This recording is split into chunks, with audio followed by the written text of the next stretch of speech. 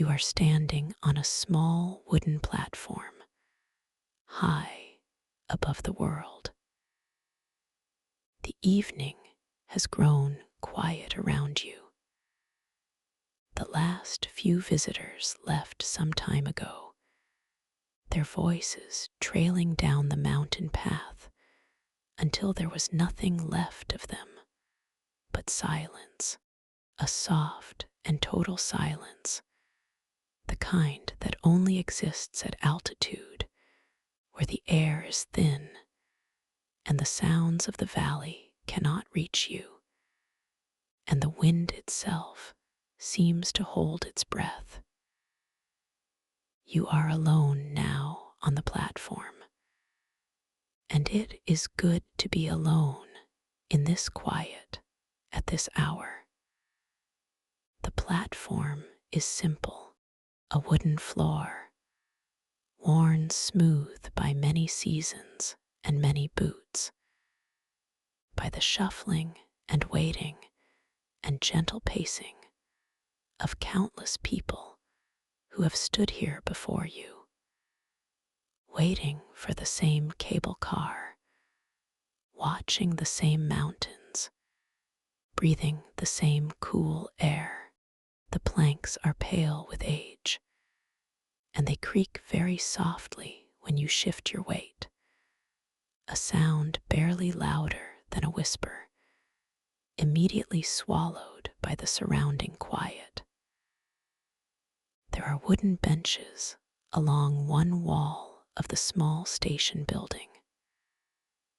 The cushions on them are a faded dark green, soft, and a little flattened from years of use, but welcoming. You sit down on one of them. It gives slightly beneath you, and you feel the small pleasure of that, the sense of something yielding and accommodating, accepting your weight without resistance. You rest your hands on your thighs. You breathe. Above you, a single lamp hangs from the eave of the station building. It is a simple lamp, yellow and warm, and it hums very softly, just audibly, a faint and steady electrical murmur. The circle of light it casts is small and perfect. It holds the benches and the platform and the railing in its warmth, and beyond its edge, the evening deepens into blue. You look out beyond the railing. The mountains are enormous. They rise on every side of you, their slopes dark with forest, their upper ridges already losing color as the last of the daylight drains from the sky.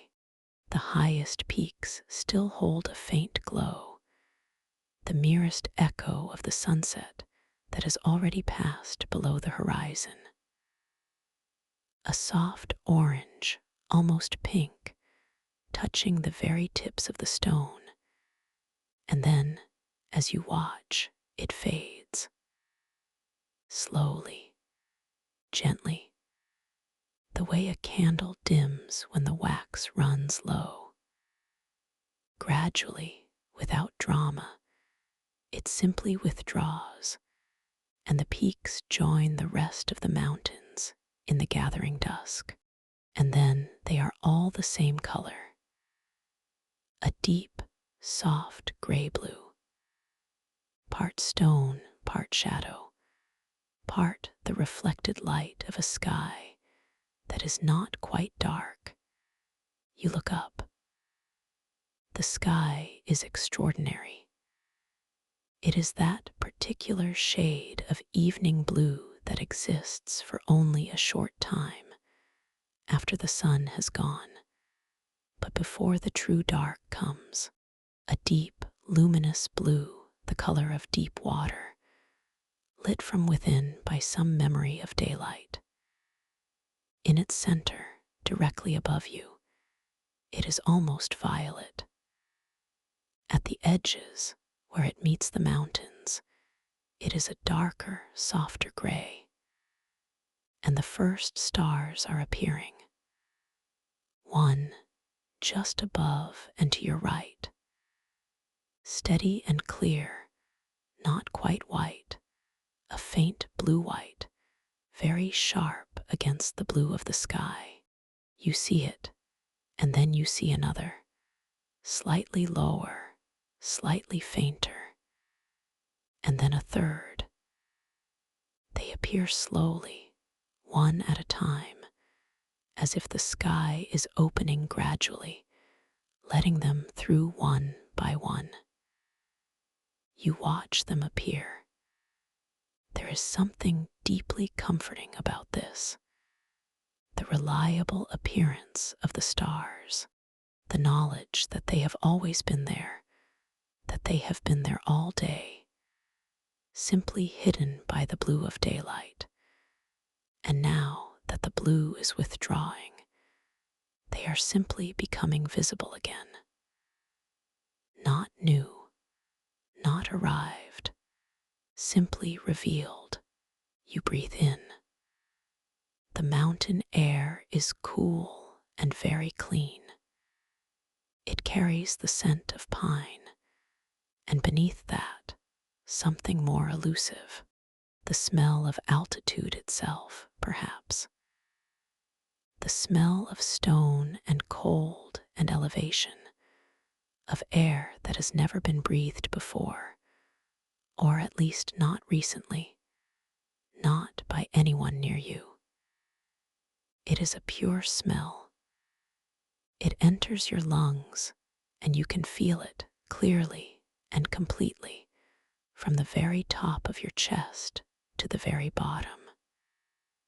You breathe in, you breathe out, and you feel your shoulders drop. They had been held slightly higher than necessary, you notice. You had been carrying some small tension there, some small bracing against the world. And now, with this breath, with this cool air, on this high and quiet platform, they release. They simply let go and settle back and down where they belong. You breathe again. Your chest rises. Your chest falls. There is nothing you need to do right now. There is no task waiting. There is no decision to be made. There is no conversation to prepare for, no message to send, no worry to attend to. There is only this platform, and this cool air, and the softly humming lamp, and the mountains, and the stars coming one by one out of the darkening sky. And it is enough. It is more than enough. It is very, very good. Far below, you can see the valley. It is a long way down. A long, gentle fall of forest and open slope and pasture, dropping away from the mountains on every side until it reaches the floor of the valley. A wide, flat space that stretches into the distance between the mountain walls. The valley lies in the last of the twilight, and the lights are beginning to appear down there. Small clusters of warm yellow light scattered across the valley floor. Some lights are close together, grouped in the shapes of villages. Others are more scattered, following the lines of roads or the curves where farmhouses stand alone in dark fields. Here and there, a longer string of lights traces the route of a main road, moving between one small town and the next. And farther away, at the far end of the valley, where it curves out of sight, there is a larger glow, a constellation of lights from a bigger town, dimly visible through the haze. They are all very small from up here. They are all very beautiful, warm and patient, and very still. They glow in the gathering dark. Like embers, you think. Like small fires tended by careful hands, burning gently through the night to say, "We are here, we are still here, all is well, all is well." You watch them. Your breathing slows a little more. In, out. The evening deepens around you. The blue of the sky shifts, almost imperceptibly, degree by degree, toward black. More stars appear. A dozen now, 2 dozen, each one steady and clear, and exactly where it should be. The great constellation wheel, turning overhead as it has always turned, as it will always turn, entirely indifferent to anything you might need to do or worry about or plan. It is indifferent in the most comforting way. The mountains are indifferent. The stars are indifferent. The cool air is indifferent. None of them require anything of you. None of them are waiting for a response. They are simply here, existing in their enormous and unhurried way, and you are simply here, existing in your small and quiet way. And for this moment, that is all there is. You close your eyes for a moment. Behind them, the darkness is soft and warm. You can feel the cool air on your face. You can hear the hum of the lamp overhead. You can feel the bench beneath you, solid and steady. You breathe, in, out. Somewhere on the slope below the platform, partly obscured by the trees, a small bird calls. It calls 3 times in a clear and gentle voice, each note a little shorter than the last. And then it is silent. The sound dissolves into the quiet as if it had never been, leaving the silence just slightly more complete than before. You listen to the silence. It is not empty. There is the hum of the lamp. There is the very faint, very distant sound of the wind moving somewhere higher up the mountain, too far away to feel, but just barely audible. A soft and continuous breathing of air over stone. And there is the sound of the pine trees on either side of the cable car station, stirring very slightly in a breeze you cannot feel on the sheltered platform. A slow, soft rushing, like the sound of a gentle wave, or the sound of someone sighing very long and very quietly. It is a restful sound. You breathe with it. Your eyes are still closed. You are not asleep. You are simply resting, here in the cool quiet of the mountain evening, on a bench that is worn and soft and comfortable, waiting without any impatience at all for the last cable car of the night. You are in no hurry. The cable car will come when it comes, and then it will carry you down, and that will be good. But this is also good. This waiting, this particular quality of peace that belongs to this moment and no other, to this high place and this cooling air and this darkening sky full of steady stars. A second star has appeared, and a third, and by now you have lost count. The sky is full of them. More appear with each passing minute, each one steady and clear and cold. The Milky Way is beginning to show itself. A faint smear of pale light stretching across the zenith of the sky, barely visible, a suggestion more than a certainty. You know it is there even when you cannot quite see it. You know the whole enormous thing is there, all of it, the clouds of stars, and the dark spaces between them, and the great slow turning of it all, whether or not you can see it from down here in the thin blue air of a mountain evening. You open your eyes. You look up at the stars. They look back, or seem to, in their steady and impassive way.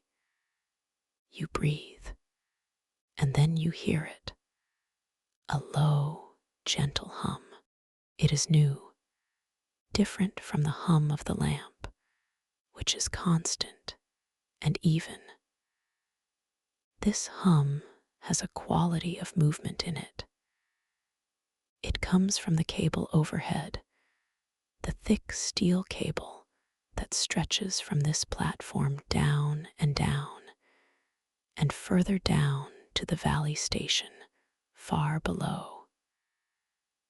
The cable is beginning to vibrate, very faintly at first, more sensed than heard, a slight trembling in the air, as if the cable is waking up, coming alive, becoming the conduit for something approaching from farther up the slope. The cable car is coming. The hum grows very gradually, not loud, never loud, simply present and growing, the way a sound does when its source is approaching at a steady and unhurried pace. The pitch of it does not change, only the richness of it, the fullness.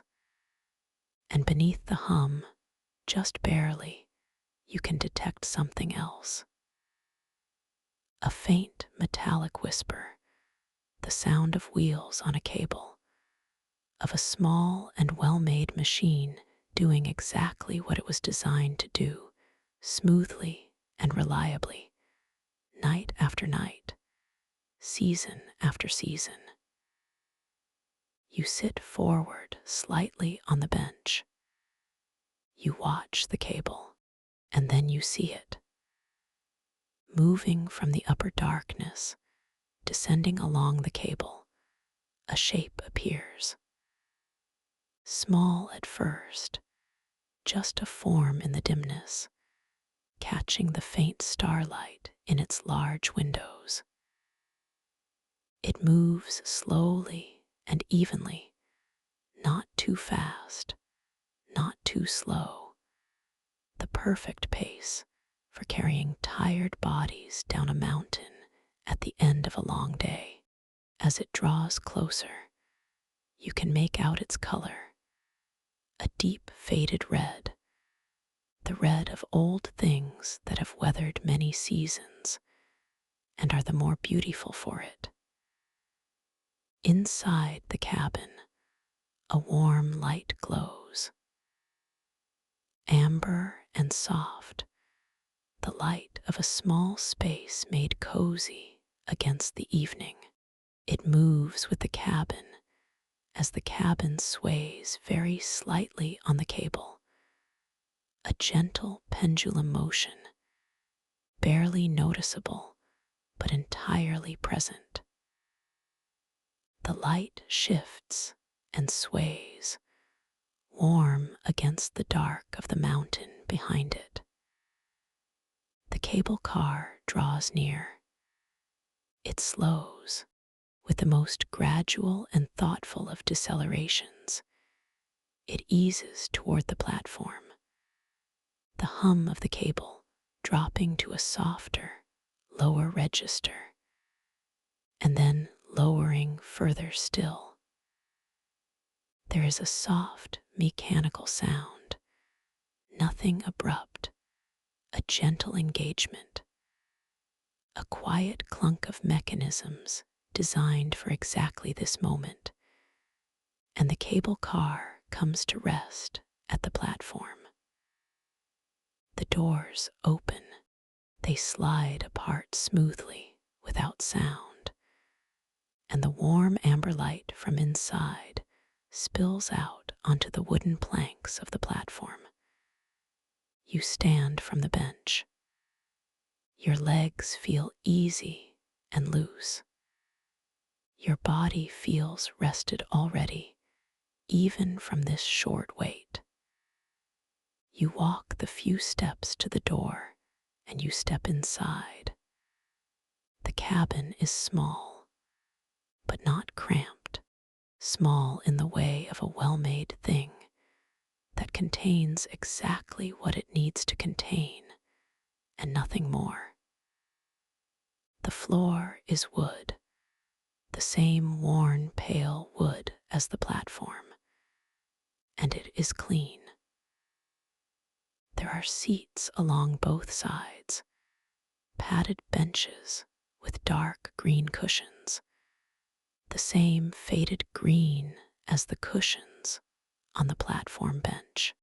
The walls of the cabin are painted a cream color, slightly yellowed with age and warmth.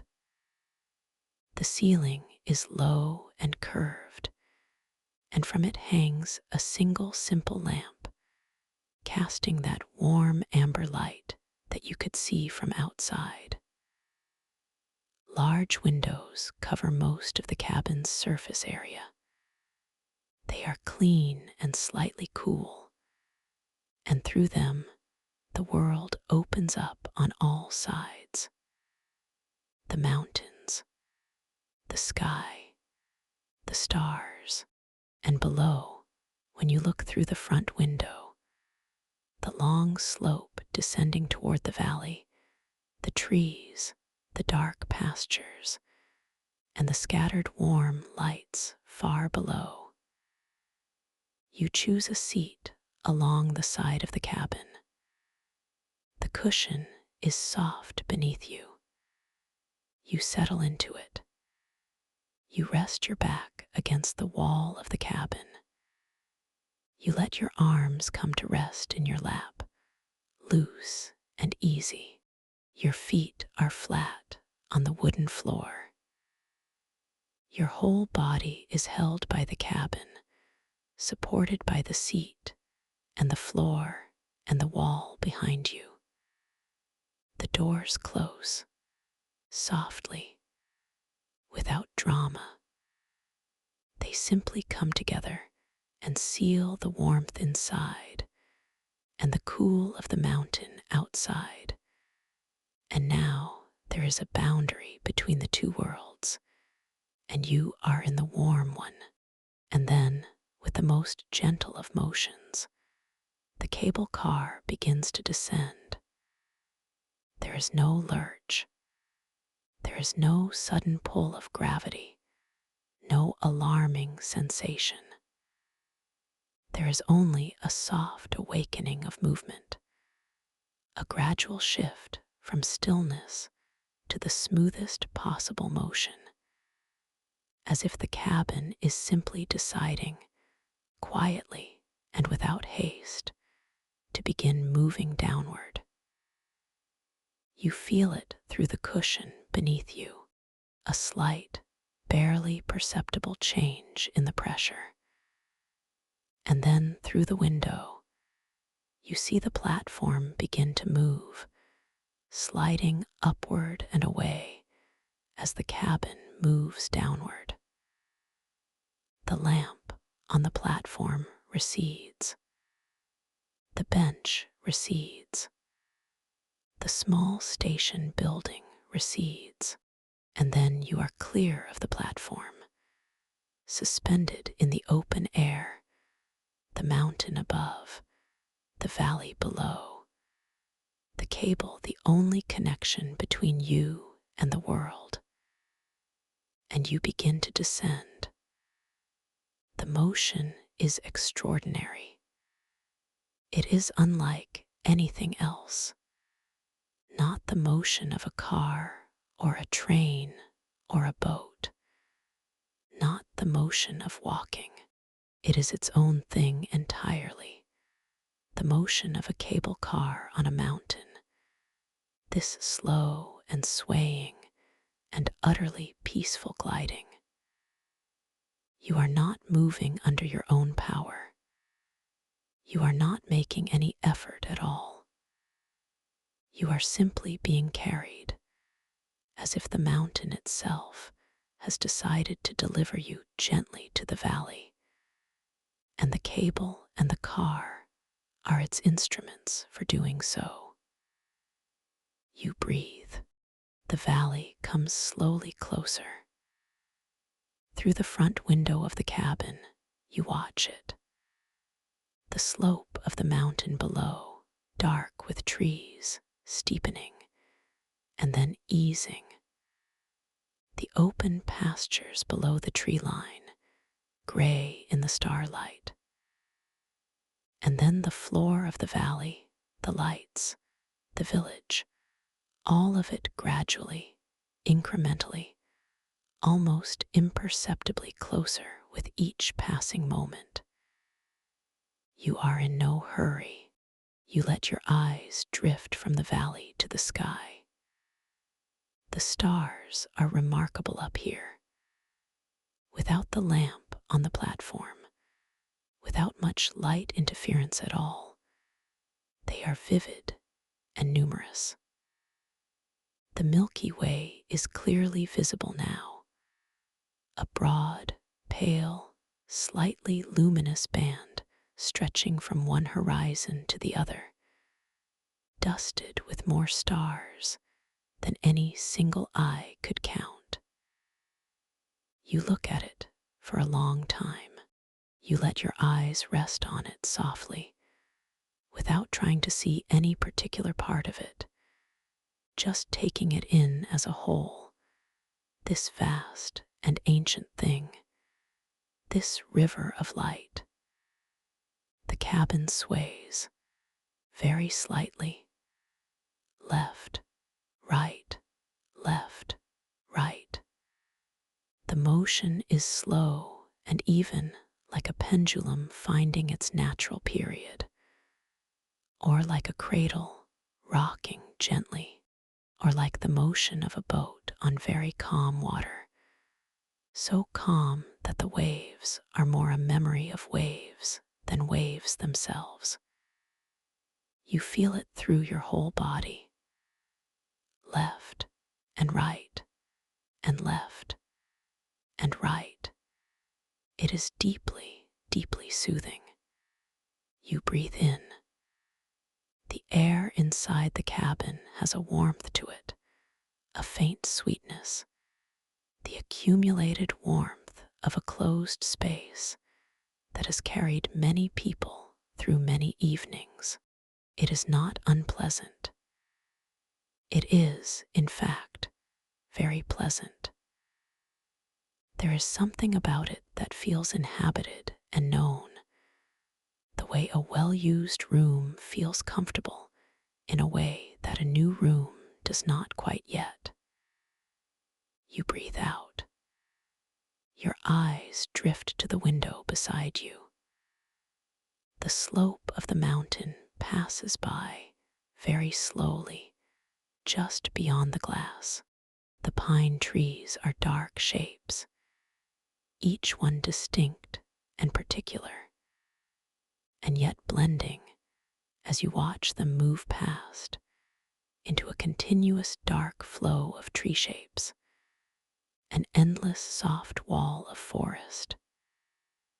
Here and there, a small pale boulder sits among the roots of the trees. Here and there, a gap in the forest allows a glimpse of open sky and stars.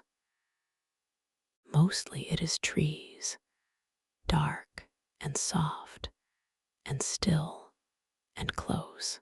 You watch them pass. Your breathing slows. There is something very meditative about watching the trees move past from the cable car. You do not need to do anything to make them move. They simply move, carried past by the motion of the cabin. Each tree appears at the edge of your vision, passes, and disappears. Each one present for only a moment, and then gone, replaced by the next. And you remain where you are, still held, the world moving gently past you. You breathe, in, out, the cabin sways, left, right. The hum of the cable is a constant presence, felt more than heard now, a vibration in the walls of the cabin, in the seat beneath you, in the air around you. It is like a pulse, like something alive and steady, the pulse of the mountain, of the cable, of this long and unhurried journey down. You let your eyes close for a moment. With your eyes closed, the sway of the cabin is more noticeable. You can feel it more clearly when you are not watching the world outside. Left, right, left, right. Your body sways with it, without resistance, simply following, the way water follows the shape of whatever holds it, taking the shape of the motion without trying to fight it or correct it. You are simply moving. You are simply being moved. There is a difference.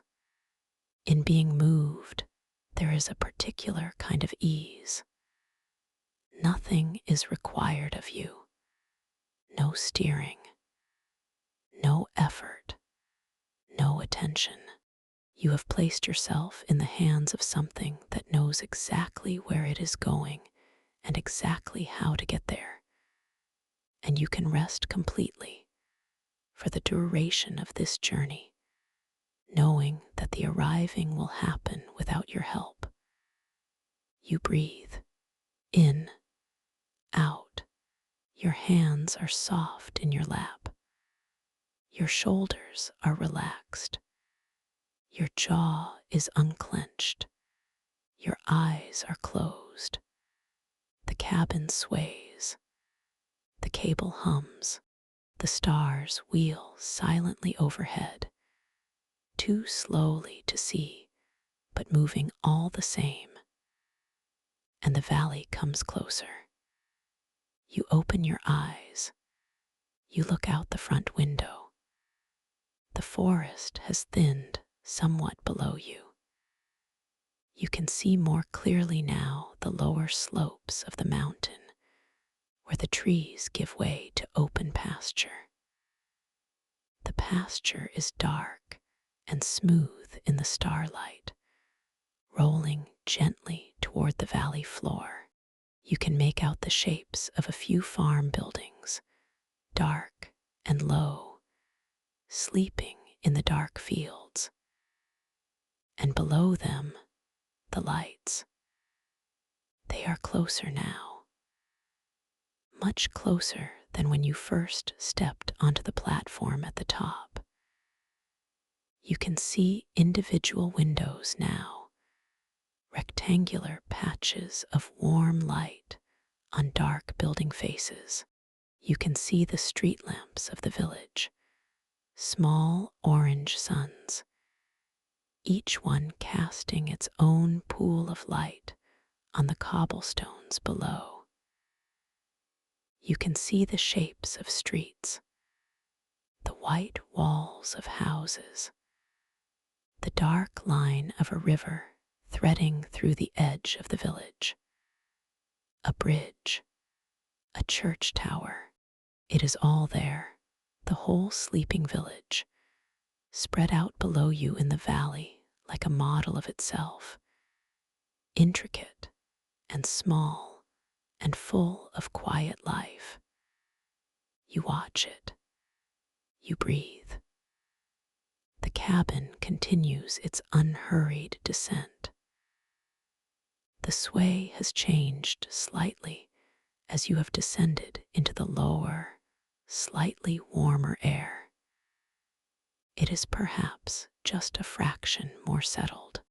The air here is denser, and the motion of the cabin is very slightly stilled, like a pendulum in water, still swaying, still gentle, but with a certain weight to the motion now that feels even more grounding. Left, right, left. You rest your head back against the wall of the cabin. You look up through the top portion of the window at the sky. The stars are slightly less sharp down here, the air slightly less crystalline, but they are still numerous and still beautiful. The Milky Way is still visible, a faint brush stroke of pale light. You watch the stars drift very slowly past the edge of the window as the cabin moves. They move so slowly that you must hold your gaze on one particular star to notice the motion at all. Choose a single star just above the edge of the window frame. Watch it. And yes, very slowly, it descends behind the frame and is replaced by the star just above it. Slowly, slowly, the world turning. You turn your gaze back to the valley. A mist has begun to gather on the lower slopes. You can see it through the window, thin and pale, collecting in the hollows between the pastures, drifting between the trunks of the lower trees. It softens everything it touches. The shapes of the farm buildings become suggestions of shapes. The edges of the fields blur and blend. The line between land and sky grows gentle and uncertain. You find this beautiful. The mist is beautiful. It softens the world. It reminds you that edges are not always sharp, that things flow into one another, that the boundary between field and sky and tree is a matter of degree rather than an absolute line. The mist knows this. The mist has always known this. The cabin enters the edge of the mist. For a moment, everything outside the windows turns gray and close. The world beyond the glass is a soft gray whiteness, moving and shifting, revealing and concealing. You cannot see the valley. You cannot see the stars. You cannot see the slope of the mountain. There is only the mist and the warm amber light inside the cabin and the seat beneath you and the gentle sway. You breathe. It is not alarming.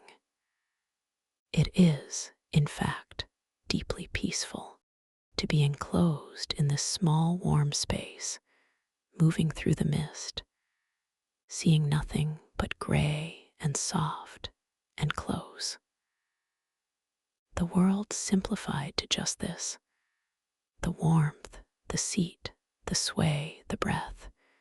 You breathe in, out. The mist shifts. Somewhere in its gray depths, something lighter appears. A faint illumination coming from below and ahead. And then the mist thins and clears, and the valley is there again.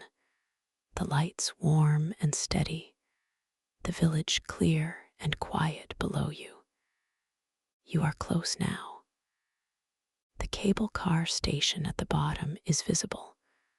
A small building with a lamp outside it, positioned at the edge of the village. A wooden platform, smaller than the one at the top, sheltered by a low roof.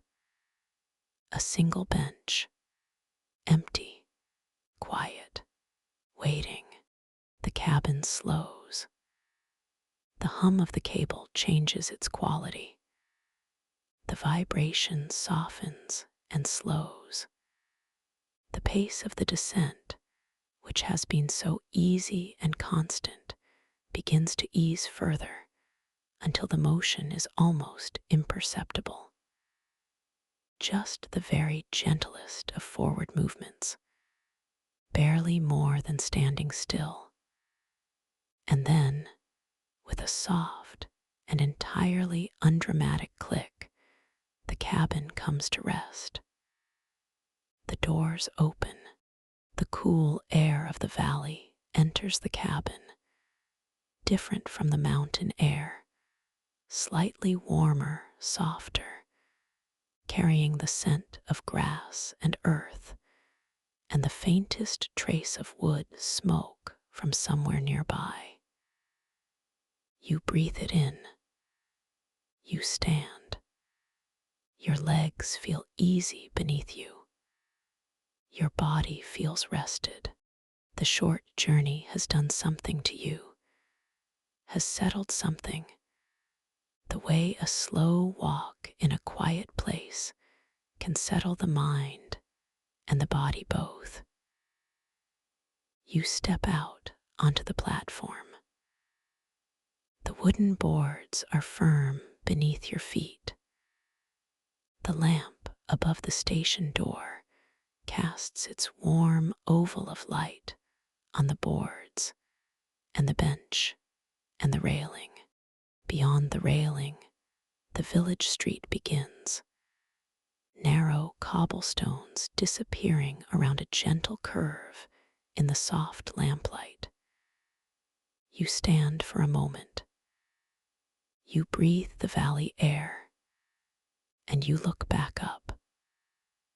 The cable stretches up the mountain above you into the darkness, rising and rising until it disappears from sight. Somewhere high above in the dark, far up there, on a small wooden platform with a humming yellow lamp, is where you were. It seems very far away now, and it does seem like the right distance for something peaceful to be. Peacefully far, peacefully high. Up there in the cool and the stars and the quiet, you breathe, and then you turn and you walk. The cobblestones beneath your feet are old and worn. They fit together in the irregular, imprecise way of things that were laid down by hand. Each stone slightly different from the next. Each one settled into its own particular position by years of weather and weight. Your footsteps on them are soft, the rubber soles of your shoes making barely any sound at all. Just a whisper, just the faintest evidence of your passing. The street curves gently. There are houses on either side, 2 and 3 stories of pale stone and old timber, their shutters mostly closed. Here and there, a window shows a warm light behind a curtain, a lamp in a sitting room, the glow of something left on in a kitchen, the soft blue flicker, very faintly through a gap in curtains, of a television in a darkened room. The village is settling. The village is almost asleep. You walk through it slowly. There is no hurry. The street curves left and then right, and then opens briefly into a small square. The square is surrounded on 3 sides by old stone buildings. On the 4th side, a low wall with a wooden gate leads down to the river, invisible in the dark, but audible. A faint murmuring from below, and in the center of the square, as you imagined, is the fountain. It is small and round, made of gray stone that is dark and smooth with age. The water enters from a simple iron pipe in the center and falls in a thin, clear stream into the circular basin below. The sound of it fills the square entirely, that soft, continuous pouring. Steady, unhurried, endless. You stop at the edge of the square. You listen. Water. Just water falling into water. There is nothing simpler than this sound. There is nothing more consistently soothing. The sound of water falling has been a comfort to people for as long as there have been people to hear it. Sitting beside fountains and streams and rivers and falls, listening to the same sound you are listening to now, the same basic falling, the same basic sound. You walk slowly to the bench beside the fountain. You sit down. The stone of the bench is cool through your clothing, a pleasant coolness, grounding. The bench is solid and steady beneath you. You feel held by it, connected through it to the stone of the square, and the stone of the buildings, and the stone of the mountain behind it all. One connected, ancient, patient stone. You rest your hands in your lap. You listen to the water. It falls. It collects. It overflows at the edge of the basin in a thin sheet, disappearing below into a drain, returning eventually to the river below the square, to the valley, to the far lowlands, to the sea. All that water going somewhere very slowly, taking the long way home.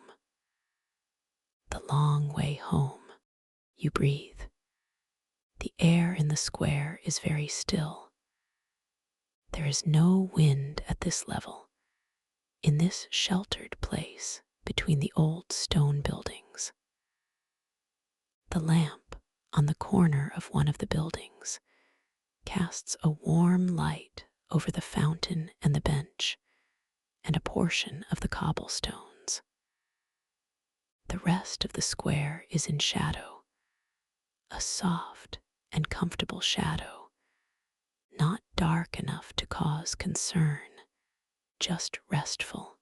One star is visible above the square. Just one, through the narrow slot of sky between the rooftops. It is very steady.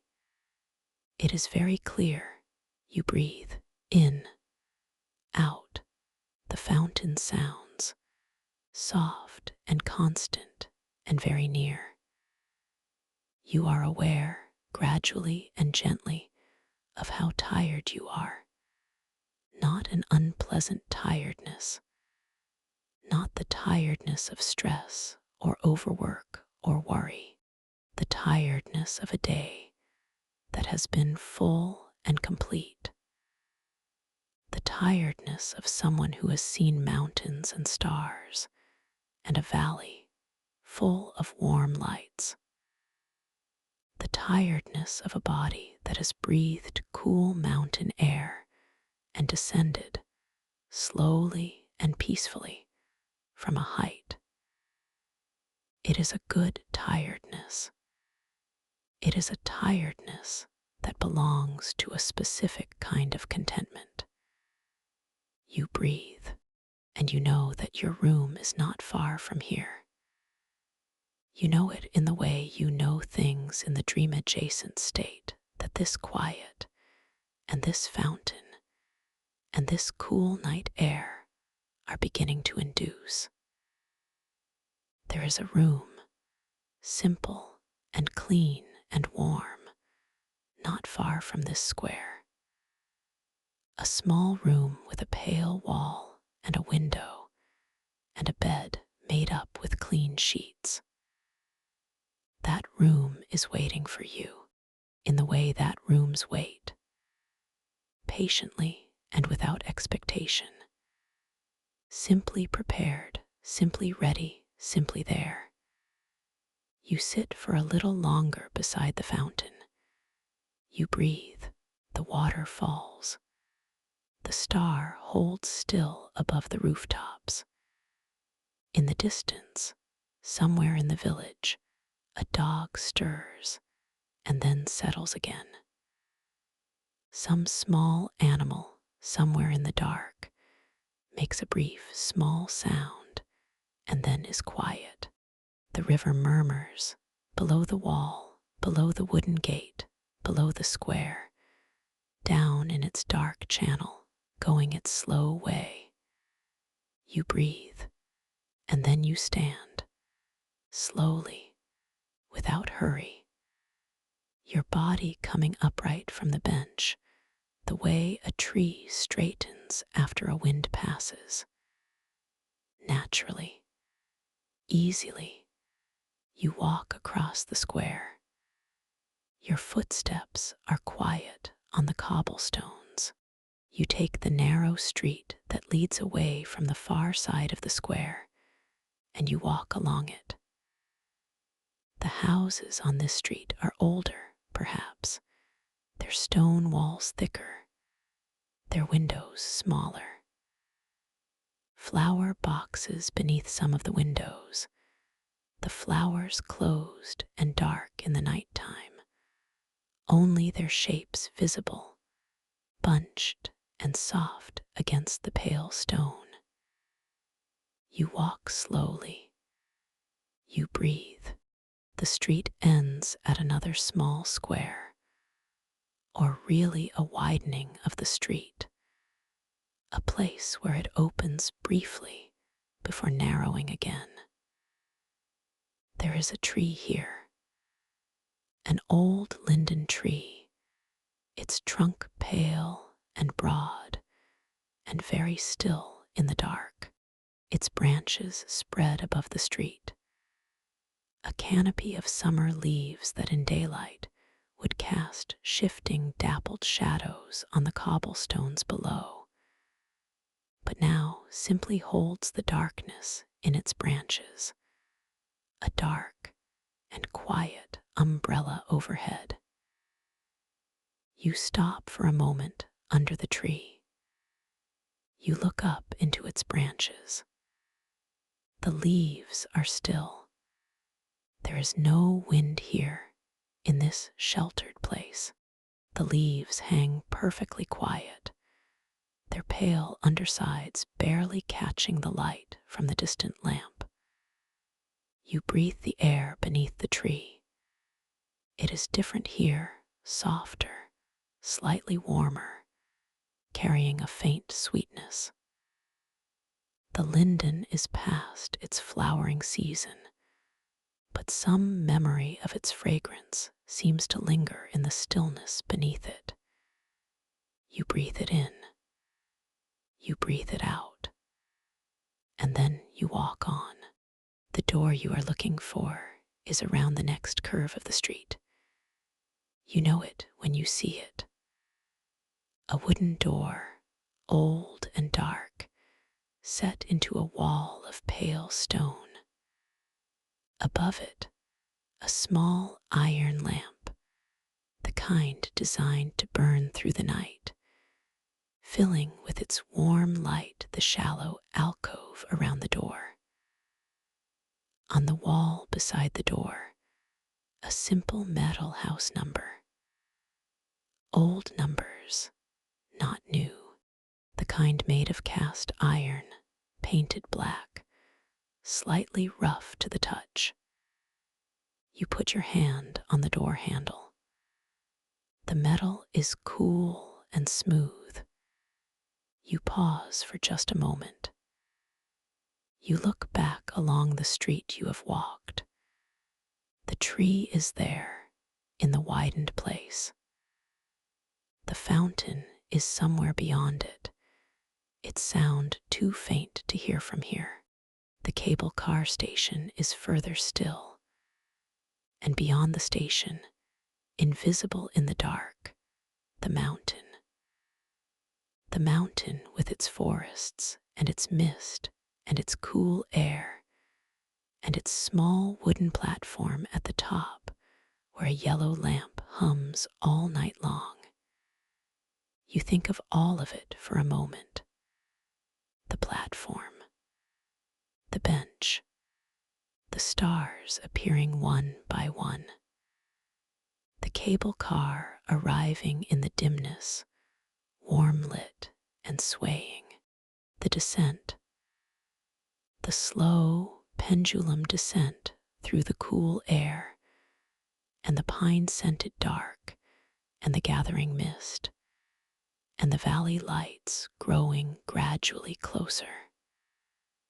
The fountain, the square, all of it held in this quiet night, this Swiss mountain night, this particular night that is yours and no one else's, this night of descent and stars and still water and cool stone and the long, slow easing of everything toward rest.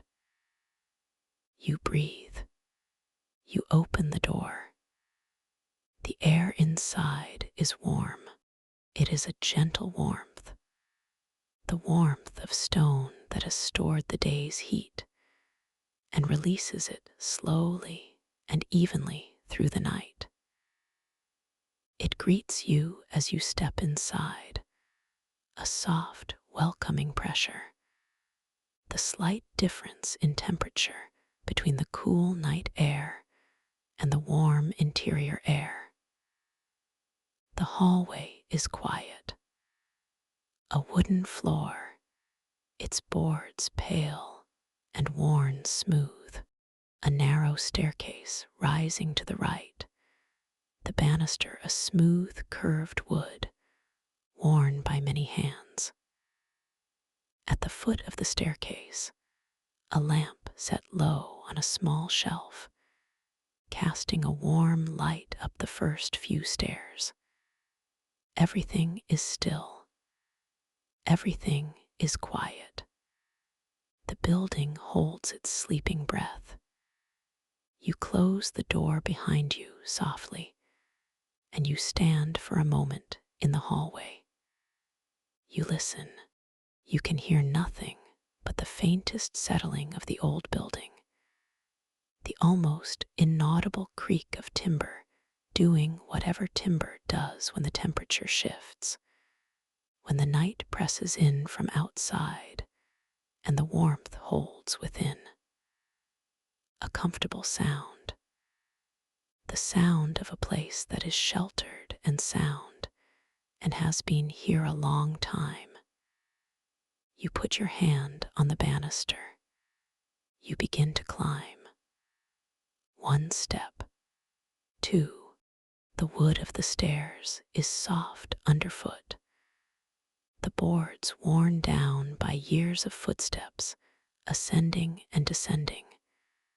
The same journey you are making now, the ascending at day's end, the climbing toward rest, toward the upper rooms where beds wait in the quiet dark.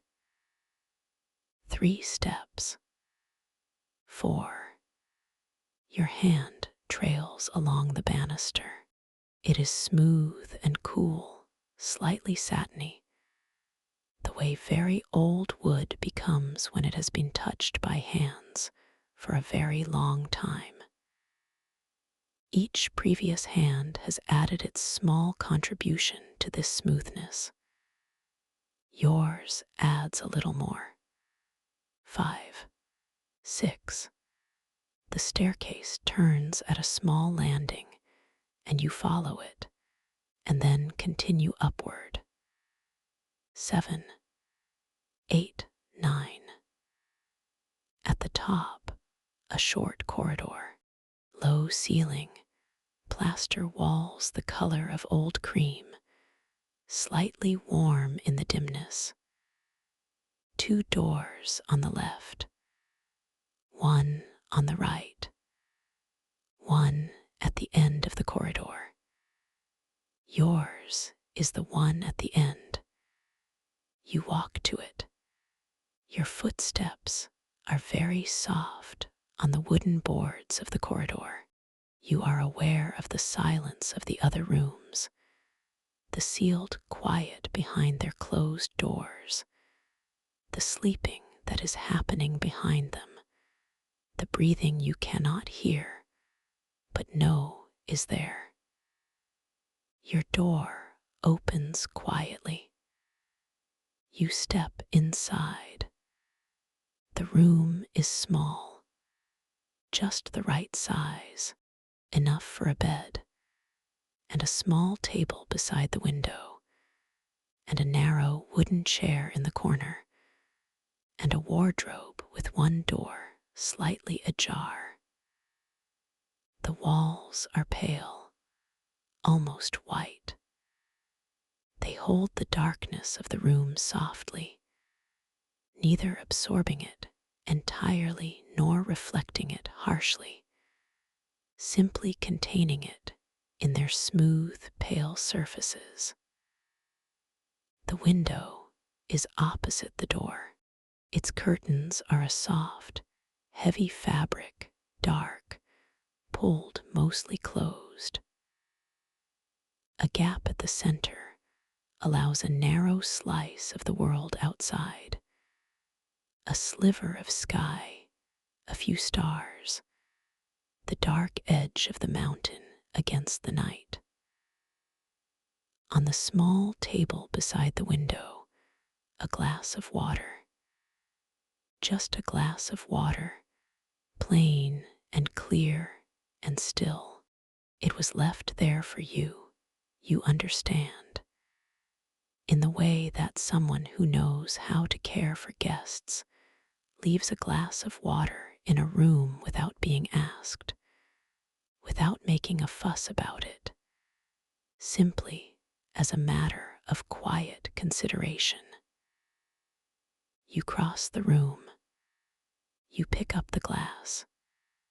You drink a slow, small sip. It is cold, mountain cold, the kind of cold that comes from depth and stone, the kind of cold that has been gathering in underground streams and snowmelt, and the slow percolation of water through layers of limestone and granite. A cold that is clean and complete. You set the glass back down. You turn to the bed. It is there, waiting, simple and white and still. The sheets are turned down at one corner, a careful fold, clean white cotton. The pillow is plump and soft, its pillowcase smooth, without wrinkle, waiting for the weight of your head. At the foot of the bed, a light blanket folded with care. You sit on the edge of the mattress. It is soft beneath you, just soft enough. It gives under your weight, accepting you, not too firm, not too yielding, but exactly right, the way a good bed is exactly right, the way you forget what exactly right feels like, until you sit on a bed that is exactly right, and your body sighs with something between recognition and relief. You breathe. You slip off your shoes. You set them beside the bed with a soft sound, a gentle thud, and they rest there on the wooden floor, released from the duty of carrying you, set aside now, unneeded for the rest of the night. You swing your legs up onto the bed. You stretch out. The full length of you, from head to feet, is now horizontal, and you feel the shift that comes with becoming horizontal, the redistribution of the weight of your body, the way gravity changes its relationship to your spine and your hips and your legs when you lie down. Everything settles differently. Everything releases in a different way. You reach for the sheet. You draw it up. The fabric is cool and smooth as it settles over you. You feel the slight, pleasant weight of it, the way it drapes over the shape of your body, conforming to it, covering it. And then, almost immediately, the warmth begins to build beneath it, the warmth of your own body, radiating outward, gathering in the small space between you and the sheet, growing softly, gradually, into a complete and encompassing warmth. You reach for the blanket. You pull it over you as well. More weight, more warmth, more containment, more of that feeling of being held, covered, enclosed in something soft and warm. You rest your head on the pillow. Your head sinks very slightly into it, just enough, and the pillow receives it, accepting the weight, holding it gently. A support so complete that you feel no need to hold your head in any particular way. It is simply held. Your neck releases the small tension it has been carrying. Your head rests. You breathe in, out. The room is very quiet. Through the gap in the curtains, the narrow slice of sky is dark and starred. The mountain's edge is a soft, dark line. The fountain is not audible from here, or perhaps it is, barely. Perhaps there is something at the very edge of hearing, a faint and distant whisper of water on stone. Or perhaps you are imagining it. It does not matter. The sound, real or imagined, is the same comfort either way. You breathe. Your body is settling. You can feel it, this settling. The way muscles that have been engaged, even slightly, even without you knowing it, begin to let go. It starts, as it always does, somewhere in the face, the small muscles around your eyes, held in a squint against the light of the evening, releasing now into softness. The muscles of your forehead, smoothing out like cloth laid flat, every small wrinkle of attention and thought and presence dissolving into calm. Your jaw releases. You are not clenching it. You are not biting down, but there was a holding, some small holding of the jaw muscles against each other. And now that releases too, and your jaw drops just the smallest fraction, and the muscles there are soft. Your tongue, which was pressed against the roof of your mouth, settles gently down, resting on the floor of your mouth. It is not doing anything. It does not need to do anything. Your throat is soft. Your neck is long and easy on the pillow. Your shoulders settle. They fall back, away from your ears, back and down onto the mattress.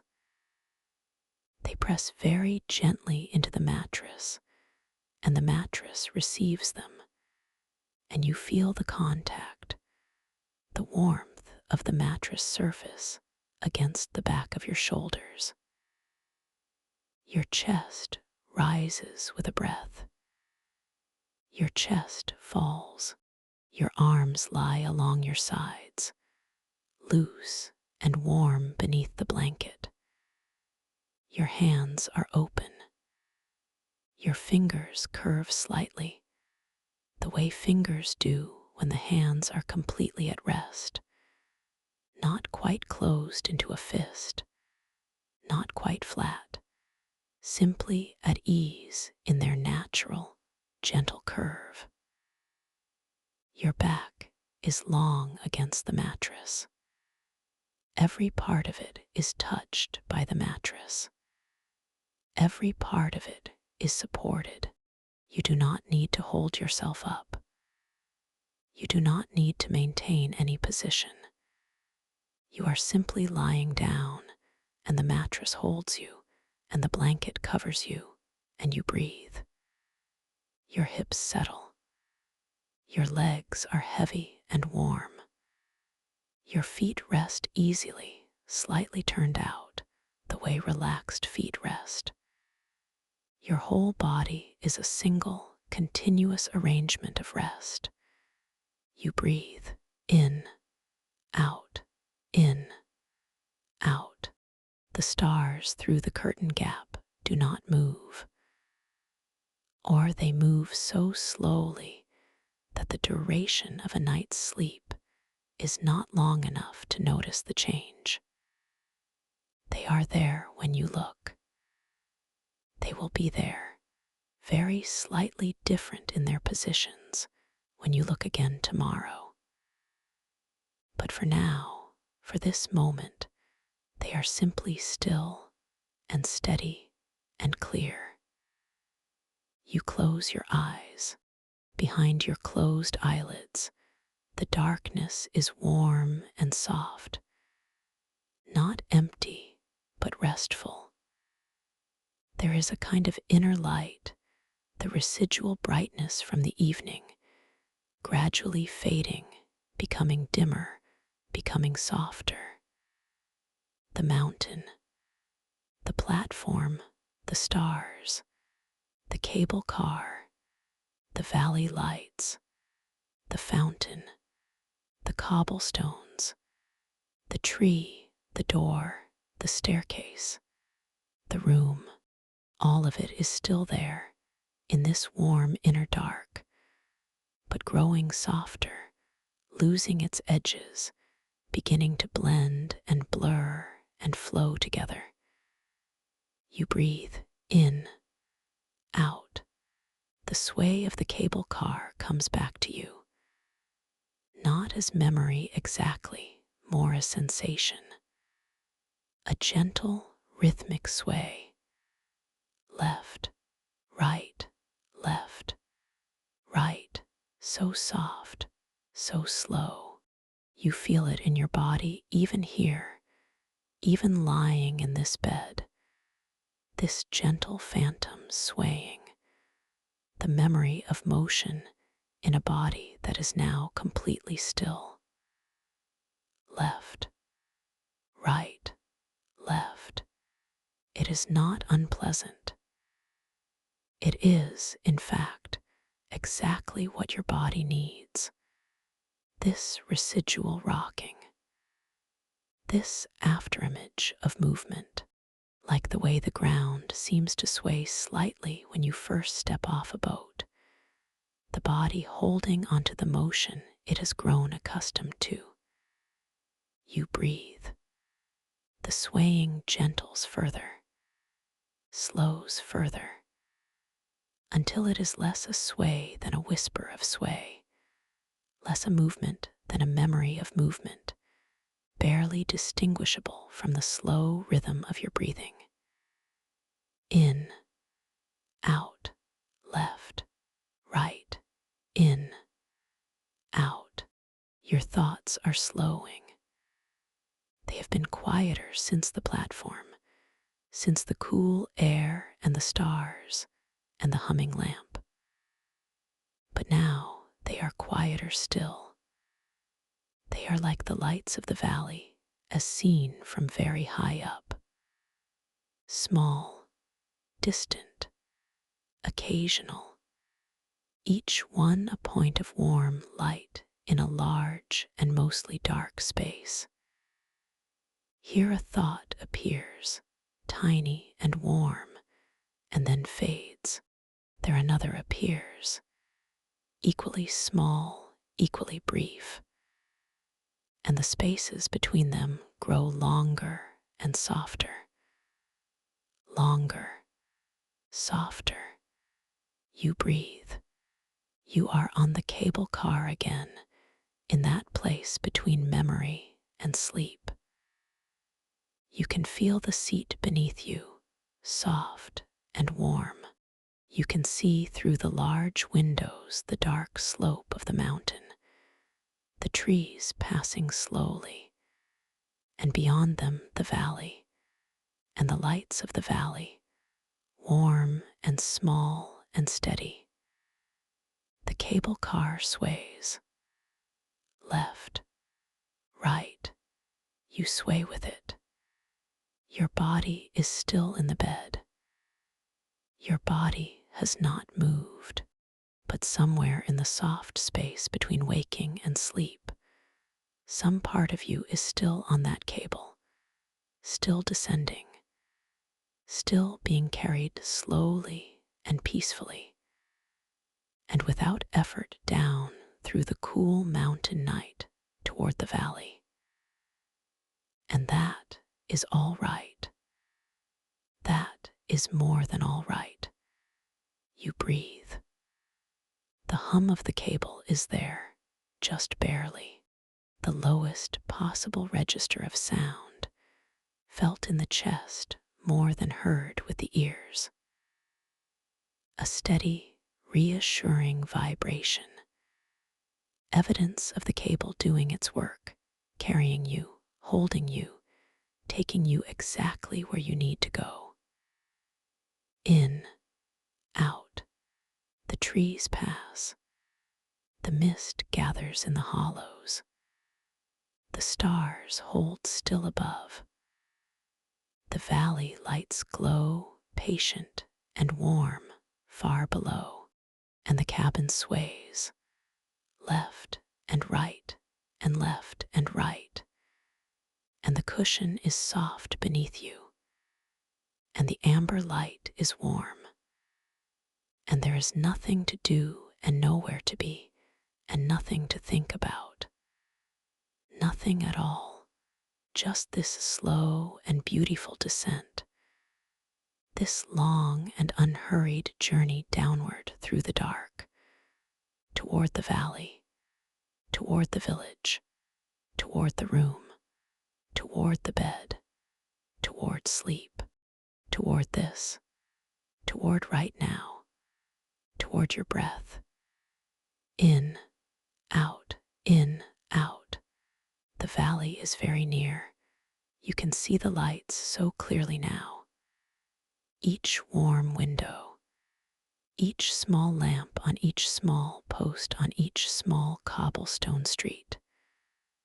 the fountain gleaming slightly in the lamplight, its sound not yet audible but imminent. The cabin slows, very slowly, very gently, with no more drama than a cloud changing its shape.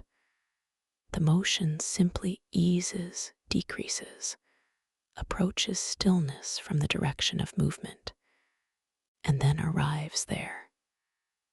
The doors open, and the night air of the valley enters, and it is soft and cool, and smells of grass and earth and old stone. You breathe, you step out. You walk, you breathe. You drink from the glass on the table. You lie down. You draw the sheet up.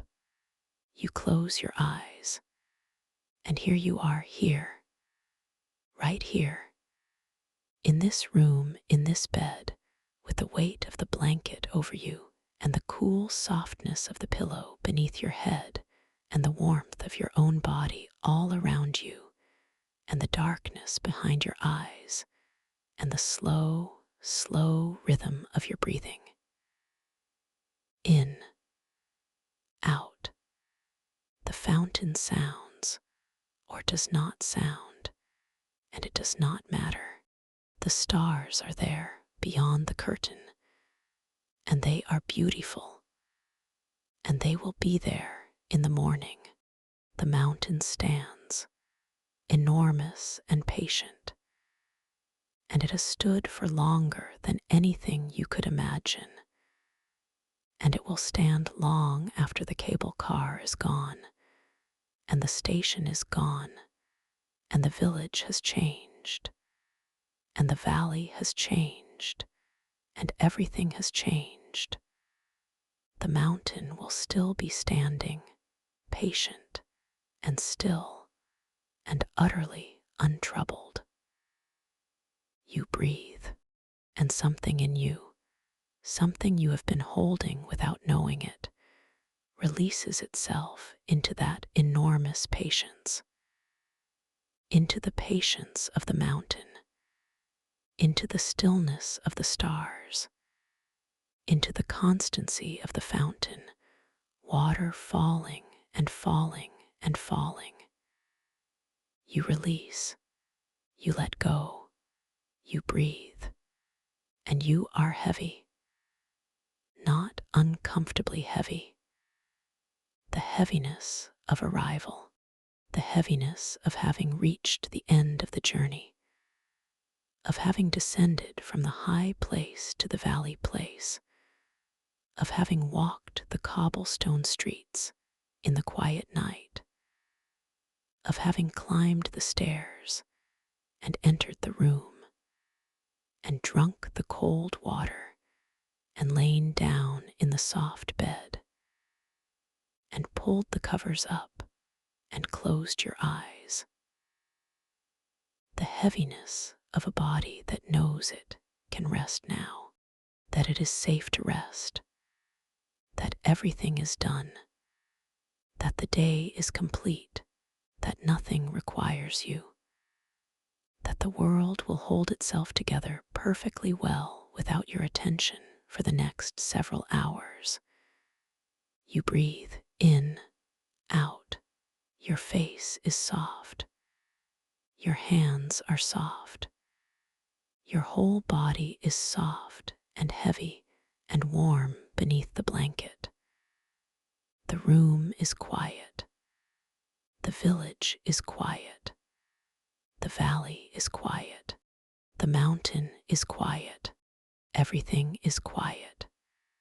From the high cold peaks where the last of the starlight plays on ancient stone, all the way down through the forests and the meadows and the mist-gathering hollows, all the way to the valley floor and the sleeping village and the old stone buildings and the fountain in the square and the linden tree and the cobblestones and this room and this bed and this moment, all of it quiet, all of it still, all of it at rest, and you at the center of it all, breathing in, out, in, out, each breath slower than the last, each breath deeper than the last, each breath a little more released, a little more complete, a little more fully given over to the simple process of breathing, of being, of resting, of sleeping. You are nearly asleep. You can feel it, that particular quality of the mind's edge as it begins to soften and round. Thoughts losing their definition. Images replacing thoughts, soft and brief and easily gone.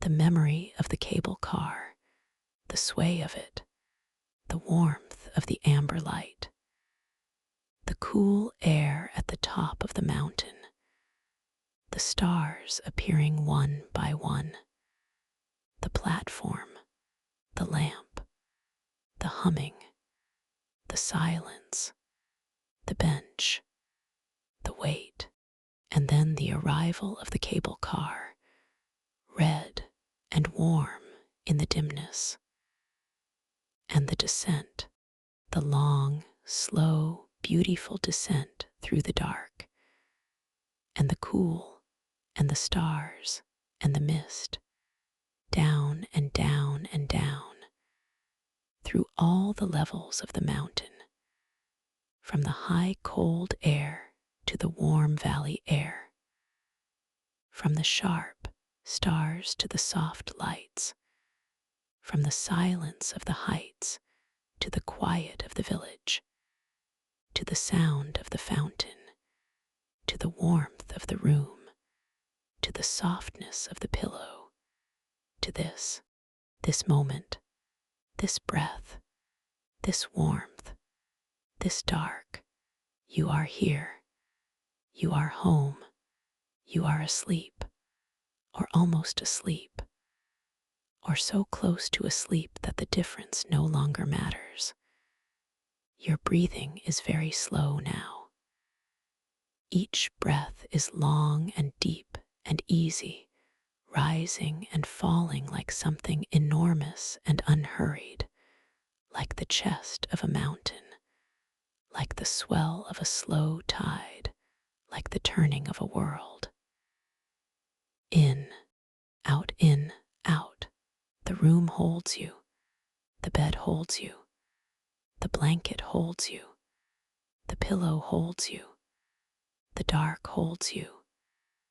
And the mountain stands, and the stars turn, and the fountain falls, and the village sleeps, and the cable car rests in its station, and the night continues its long and quiet work, and you breathe, breathe, breathe. Let sleep come. It is already here. It has been here all along, waiting for you, as the valley was waiting for you at the bottom of the descent, patient and warm, and full of soft lights. You have arrived. You are here. Breathe and sleep. The mountain is very still. High above the valley, above the forests and the mist and the pastures and the village, the high peaks stand in the cold and the starlight. The wind moves across them, just barely, a slow movement of cold air over old stone. Nothing else moves up there. Nothing else makes a sound. The cable stretches from the upper station to the lower, a dark line against the stars. It does not vibrate. It does not hum. The cable car rests in the valley station, its lights off, its doors closed. It has done its work for tonight. It rests as you rest, as the village rests, as the mountain rests. Tomorrow, the cable car will make its first climb with the early morning light.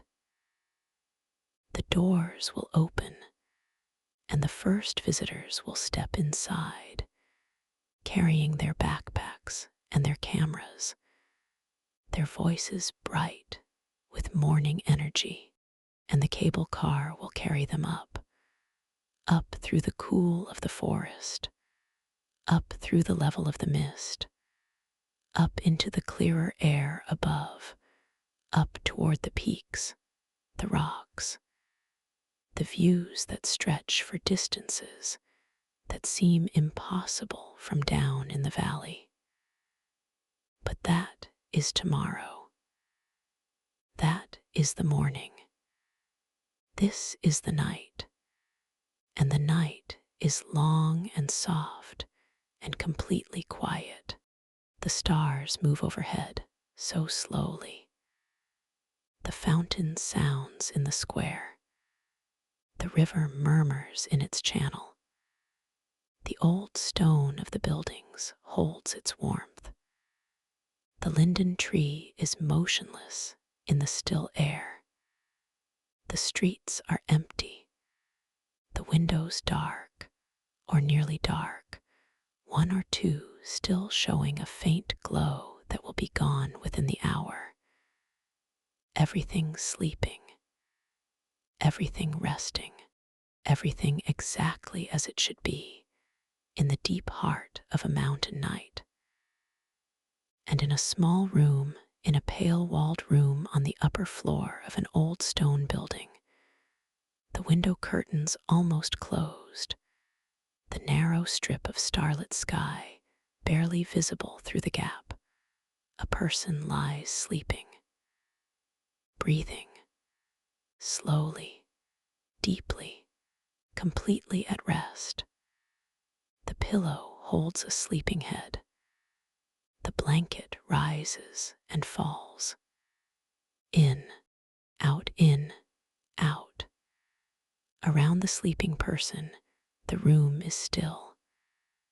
The glass of water on the table is still. The clothes set aside are still. The shoes on the floor beside the bed are still. And beyond the room, the corridor. And beyond the corridor, the building. And beyond the building, the street. And beyond the street, the square with its fountain. And beyond the square, the mountain. And beyond the mountain, the sky. Stars turning, slowly, silently. In the perfect dark of a mountain night, you breathe one breath, very soft, very slow, and then another, and another, each one the same as the last, steady and deep and complete. The breathing of someone who has found their way to rest, who has descended from the heights to the valley, who has walked the quiet streets and climbed the quiet stairs and lain down in the soft bed and let the night come. Let the night come. Let the sleep come. Let the breath continue, soft and slow, in and out, in and out. The body doing what bodies know how to do when they are finally at rest, breathing and resting and sleeping, and repairing themselves in the slow, unhurried dark. You are sleeping. You are here. You are safe. You are warm. You are held by the bed, by the room, by the building, by the village, by the valley, by the mountains, by the night, by all of it, the whole enormous, patient, indifferent, beautiful, quiet world, holding you as you breathe, as you sleep. Breathe, sleep, sleep. The night continues. Hours pass. or perhaps they do not.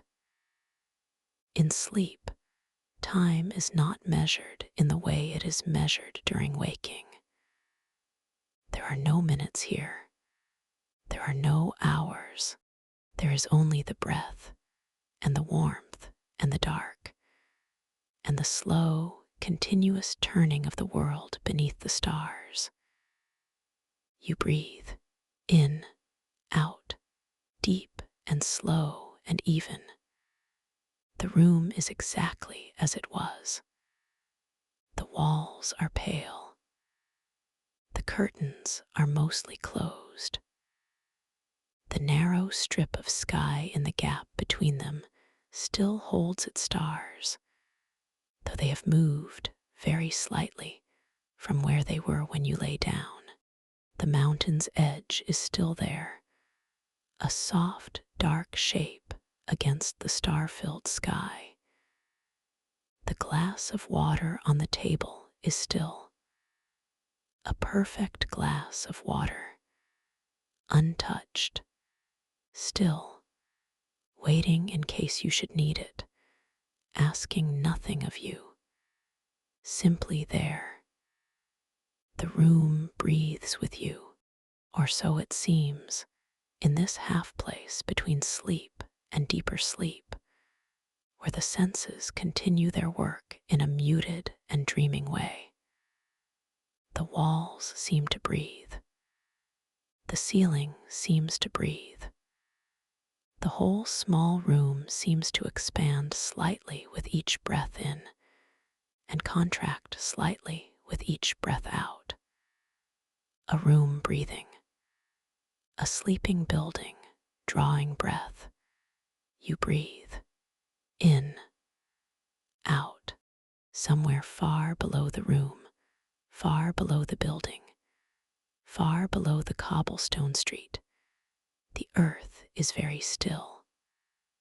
Old earth, mountain earth, earth that has been here far longer than the building, far longer than the village, far longer than any human presence in this valley. Earth made of ancient stone, pressed and folded by forces too large and too slow for any single lifetime to witness. Earth that holds the weight of the mountains above it with a patience that makes all human patience seem small. You are resting on that earth. Through the floor of the room, through the floor of the building, through the cobblestones, through the foundations, through the layers of soil and gravel and old river stone, down to the bedrock. You are resting on that ancient, patient earth, and it holds you, as it has held the village, as it has held the mountain, as it will hold you tonight through the dark hours until the morning comes. You breathe and sink a little deeper into the mattress, into the bed, into the room, into the dark, into sleep. The sway is there again, that remembered, dreamed sway of the cable car, left and right, very slow, very soft, the pendulum motion that your body learned during the descent and has not quite forgotten yet. Perhaps it will take a night of sleep for the body to release it completely. Perhaps the body needs to sway through the night to complete the descent in dream, to arrive at the valley fully only in the morning. Left, right, left, you sway. The cushion is soft. The amber light is warm. The pine trees pass outside the window, dark shapes in the darker dark, their tops moving very gently in some high air current you cannot feel from inside the cabin.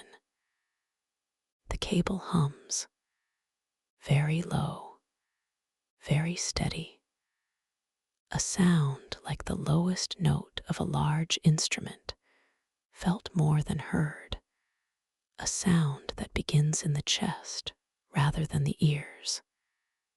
You breathe. The cabin carries you. The cable holds the cabin. The mountain holds the cable.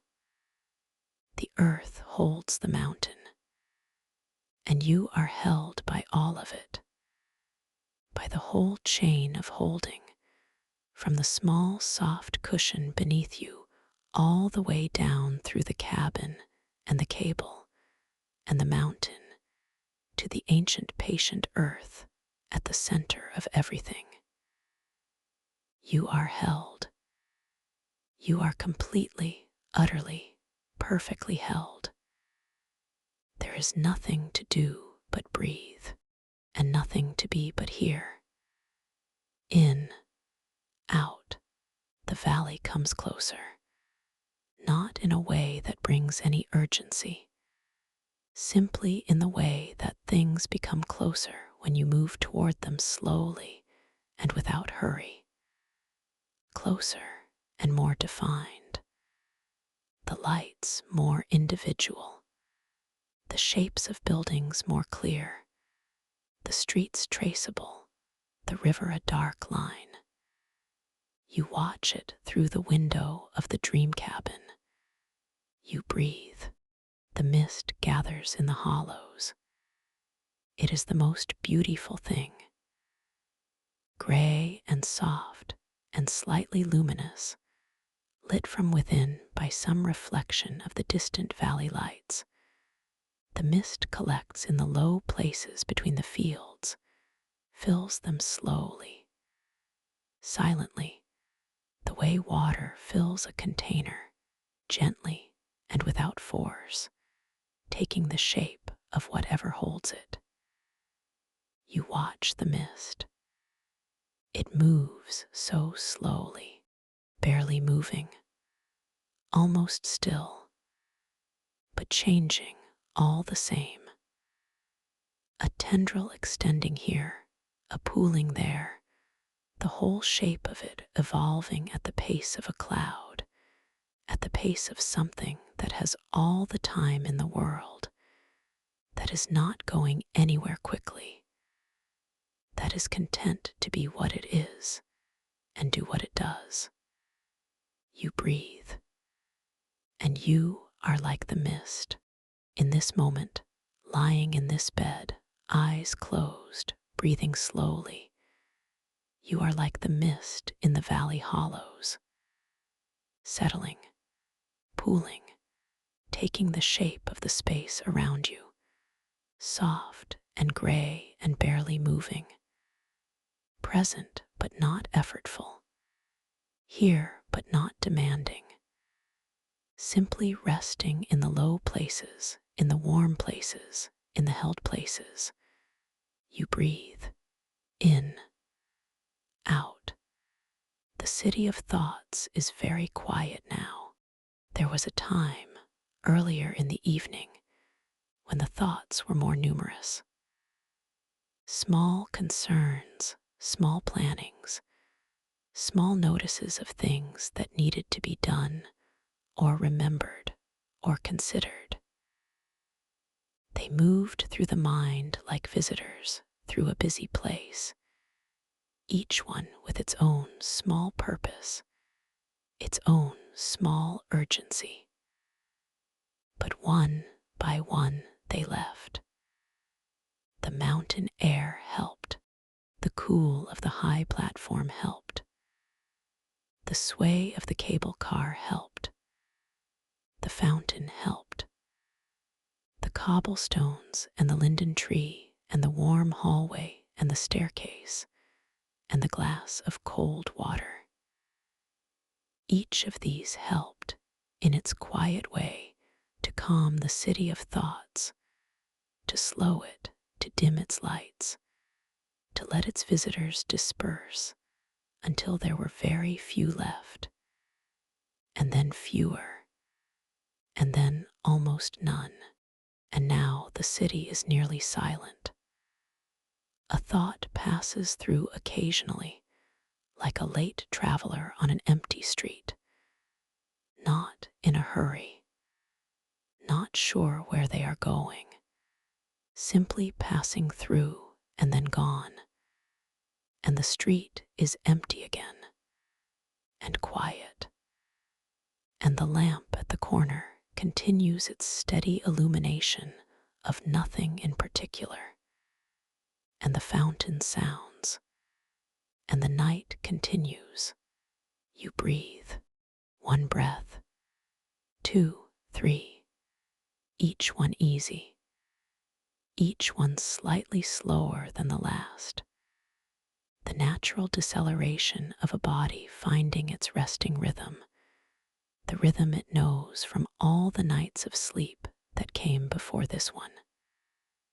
The rhythm of complete rest, complete quiet, complete surrender to the process of sleeping. Your face is soft, so soft. Every small muscle in your face has released. The muscles around your eyes, which have been active all day, seeing and processing and responding, are now perfectly quiet. The skin around them is smooth. Your eyelids rest against each other with no more pressure than the weight of the lids themselves, which is very little, which is almost nothing. The muscles of your cheeks, the muscles of your lips, the muscles of your chin and jaw, all of them soft, all of them quiet.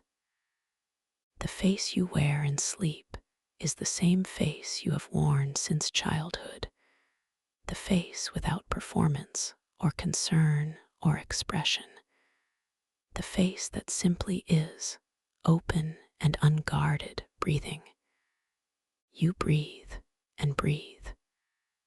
The room holds its quiet.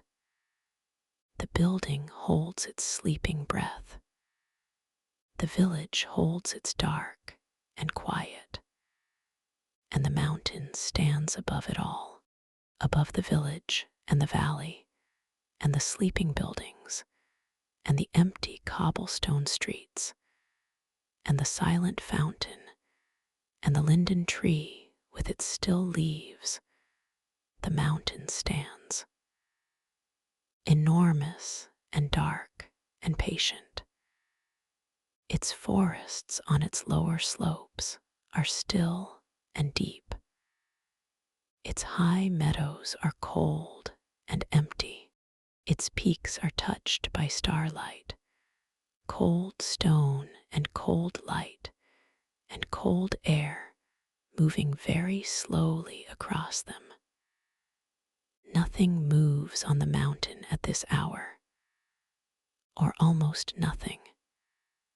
Somewhere in the forest, a small animal moves through the undergrowth, its footsteps silent on the soft forest floor.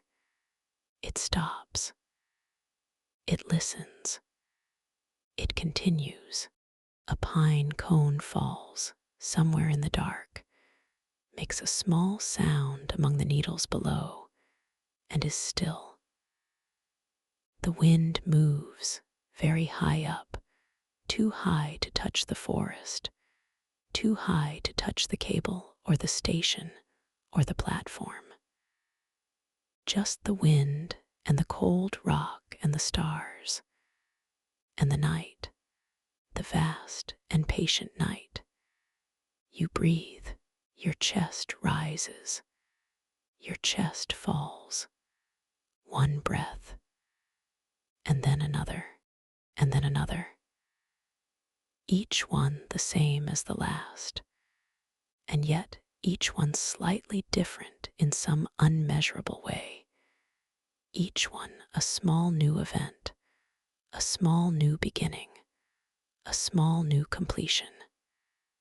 In out, in, out. You are dreaming now, or nearly dreaming. The border has been crossed, or is being crossed, in the slow and gradual way that sleep comes to someone who is completely at rest. Not a sudden transition, not a sharp edge, but a gentle blurring, a softening of the line between the waking world and the dreaming world, until the two are flowing into each other, each containing elements of the other, each as real and as soft as the other.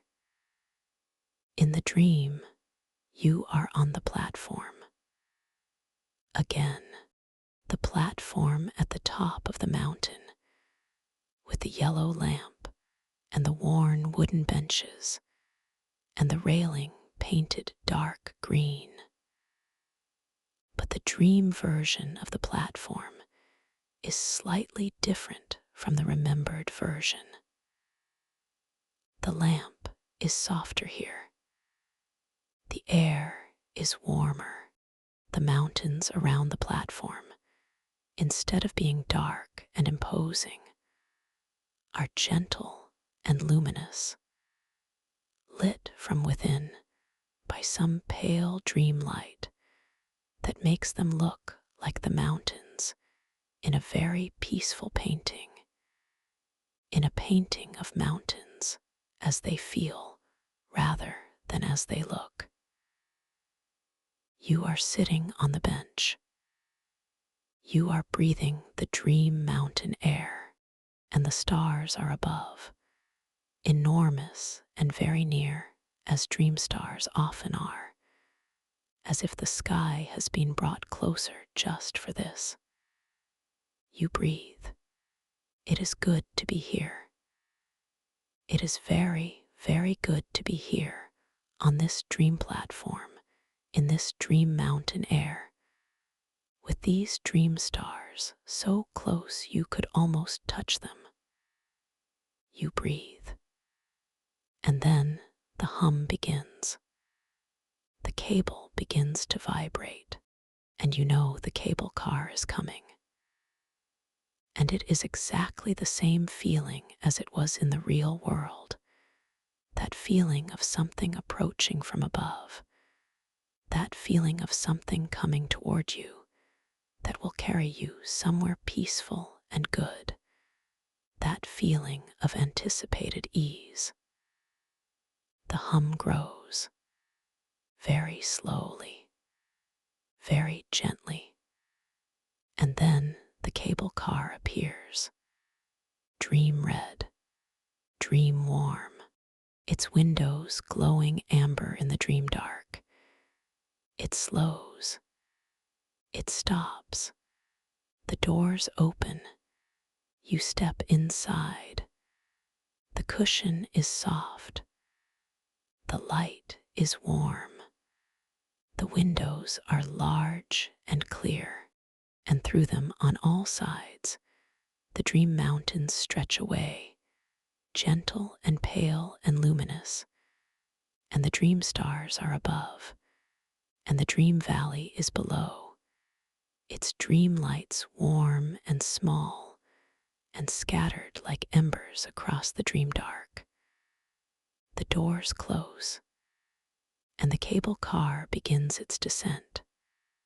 Slow, soft, left, right, left, right. You breathe. The dream is very peaceful. It has none of the strangeness of most dreams. There is no sudden shift of scene, no inexplicable change of people or places, no dream logic that makes no sense. There is only this, the cable car, and the descent, and the mountains, and the stars, and the valley lights far below, and your own slow breathing. The same journey you made in waking, made again in sleep, as if the dreaming self wants to know it one more time, wants to feel that particular peace one more time, the peace of being carried, of descending, of having nothing to do but breathe and feel the sway and watch the lights come closer.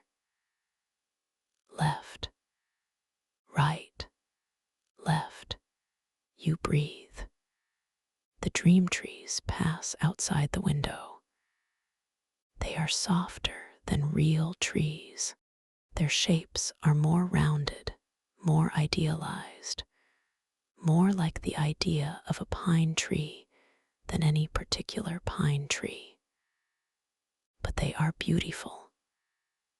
They are very beautiful.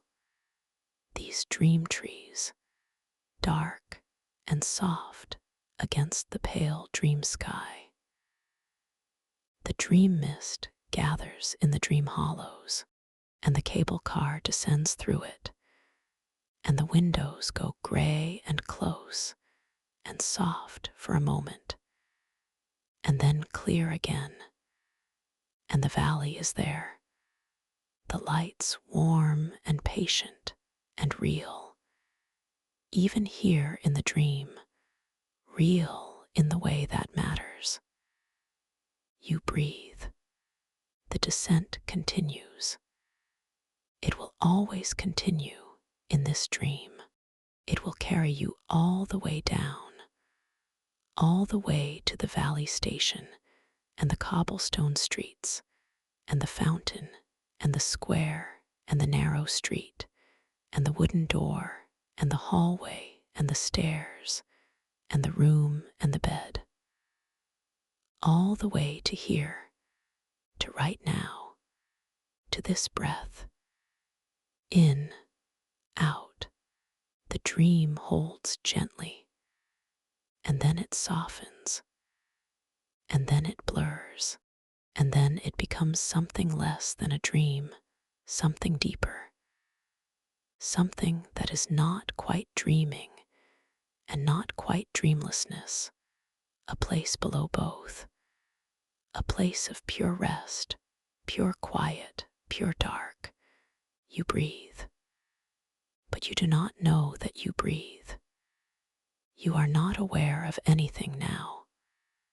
There is just the body breathing, and the room holding, and the night continuing, and the mountain standing, and the stars turning, and the fountain falling, and the river murmuring, and the valley sleeping, and you breathing, sleeping, deeply, completely at rest.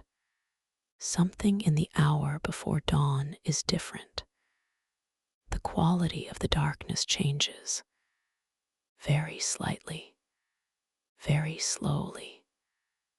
Not lighter, not yet, not for some time yet, but different, a subtle shift in the composition of the dark, as if some element of it has changed, the way the character of a room changes when a sleeping person in it begins to stir, before any movement you could see or any sound you could hear.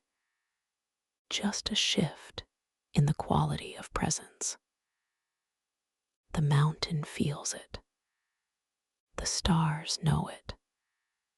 The night birds, if there are any, fall silent in anticipation.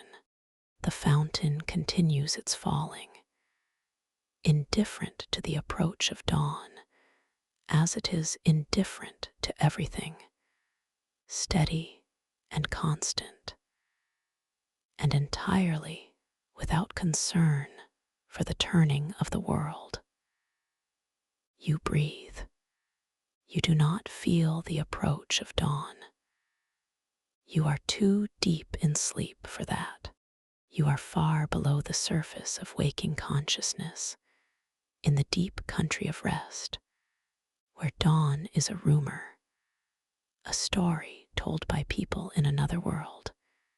You breathe, in, out, very slow, very steady. Your body is engaged in its slow, patient work, the work it always does in the deep hours of the night, the work it can only do when you are fully asleep and the conscious mind has stepped aside. The quiet repairs, the slow consolidations, the settling and sorting and renewing that takes place in the dark, in the warmth, in the rest. You breathe, and the body does its work, and the night does its work, and the stars do their slow turning work, and the mountain does the work that mountains do, which is no work at all, which is simply standing, simply being, simply enduring in the most patient and complete way imaginable. You breathe, one breath, and another, each one complete in itself, each one enough, each one all that is needed for this moment, and this moment, and this moment. The night deepens toward its own kind of noon, that middle moment of darkness that is both the farthest point from yesterday's light and the first moment of tomorrow's approach. A paradox of darkness and anticipation. The darkest dark that is also the beginning of the lessening of dark. You breathe. You are not aware of this. You are not aware of anything. There is only the breath and the warmth and the dark. In, out, in, out. The room is very quiet. The village is very quiet. The valley is very quiet. The mountain is very quiet. The night is very quiet. You breathe, softly, deeply, completely, at rest. Let yourself be here. Let yourself be exactly here, in this room, in this bed, in this quiet, with this warmth all around you, and the soft weight of the blanket over you, and the cool pillow beneath your head, and the slow rise and fall of your chest with each easy breath. Let yourself rest. You have descended from the heights. You have made the journey. You are here, in the valley, in the warmth, in the quiet, breathing, resting, sleeping. The fountain falls, the stars turn, the mountain stands, and you breathe and breathe and breathe. Let go of everything. Everything can wait. Everything will be there in the morning. The mountain and the village and the valley and the cable car and the things that need doing and the thoughts that need thinking and all of it waiting patiently on the other side of sleep for you to return to it. But for now, for this long, dark, quiet, warm, soft, still now, there is nothing. There is only the breath and the rest and the dark and the peace and the mountain standing and the stars turning and the fountain falling and you sleeping deeply, completely at rest. In, out, sleep, sleep, sleep. There is a particular quality to very deep sleep. It is not empty exactly. It is not nothing. It is more like the sky on a clear night far from any city lights. To look at it, you might call it empty. You might call it nothing but dark. But if you look longer, if your eyes adjust, you see that the nothing is full of light so faint that it only becomes visible to the patient eye, to the eye that has stopped looking for the things it expected to find and has allowed itself to see what is actually there. Deep sleep is like that. It is full of something that is not thought and not feeling and not memory and not dream. Something that simply is, the way the deepest places of the ocean simply are far below the light, far below the surface movement, in a stillness and a darkness, and a pressure that no ordinary measure can quite capture. You are there, in the deep place, breathing, in, out. Your body breathes for you. You do not choose each breath. You do not decide to breathe in, and then breathe out, and then breathe in again. The body does that, as it always has, as it did before you were old enough to know about breathing, as it does in surgery, as it does now, in the deep quiet of sleep. The body breathes, and the breathing is perfect. Exactly the right depth, exactly the right pace, exactly the right balance of in and out. You trust it completely as you trust the cable to hold the cable car, as completely as you trust the mattress to hold the weight of your body, as completely as you trust the mountain to stand and the valley to receive you and the room to shelter you. You trust the breath, and so you let it happen without participating, without needing to participate. In, out. The room holds its silence. It is not the silence of absence, this silence. It is not the silence of a place where sound should be and isn't. It is the silence of completeness, the silence of a space that is doing exactly what it is meant to do, which is be quiet and warm and still and hold you while you sleep. The walls are good walls. The floor is a good floor. The ceiling is a good ceiling. The bed is a good bed. All of them doing their particular work with a completeness and a reliability that asks nothing of you and gives everything you need. You breathe in, out. Somewhere far below the window, the fountain sounds, or does not sound. From this depth of sleep, the distinction barely matters. The fountain is there. The fountain falls.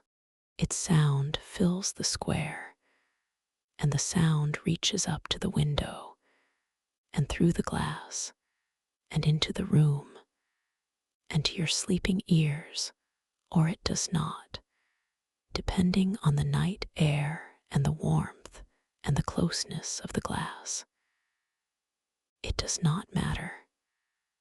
The fountain is there regardless, falling, turning, returning, in its gray stone basin, in the quiet square, in the sleeping village, in the dark valley, beneath the standing mountain, beneath the turning stars, beneath the vast and patient night.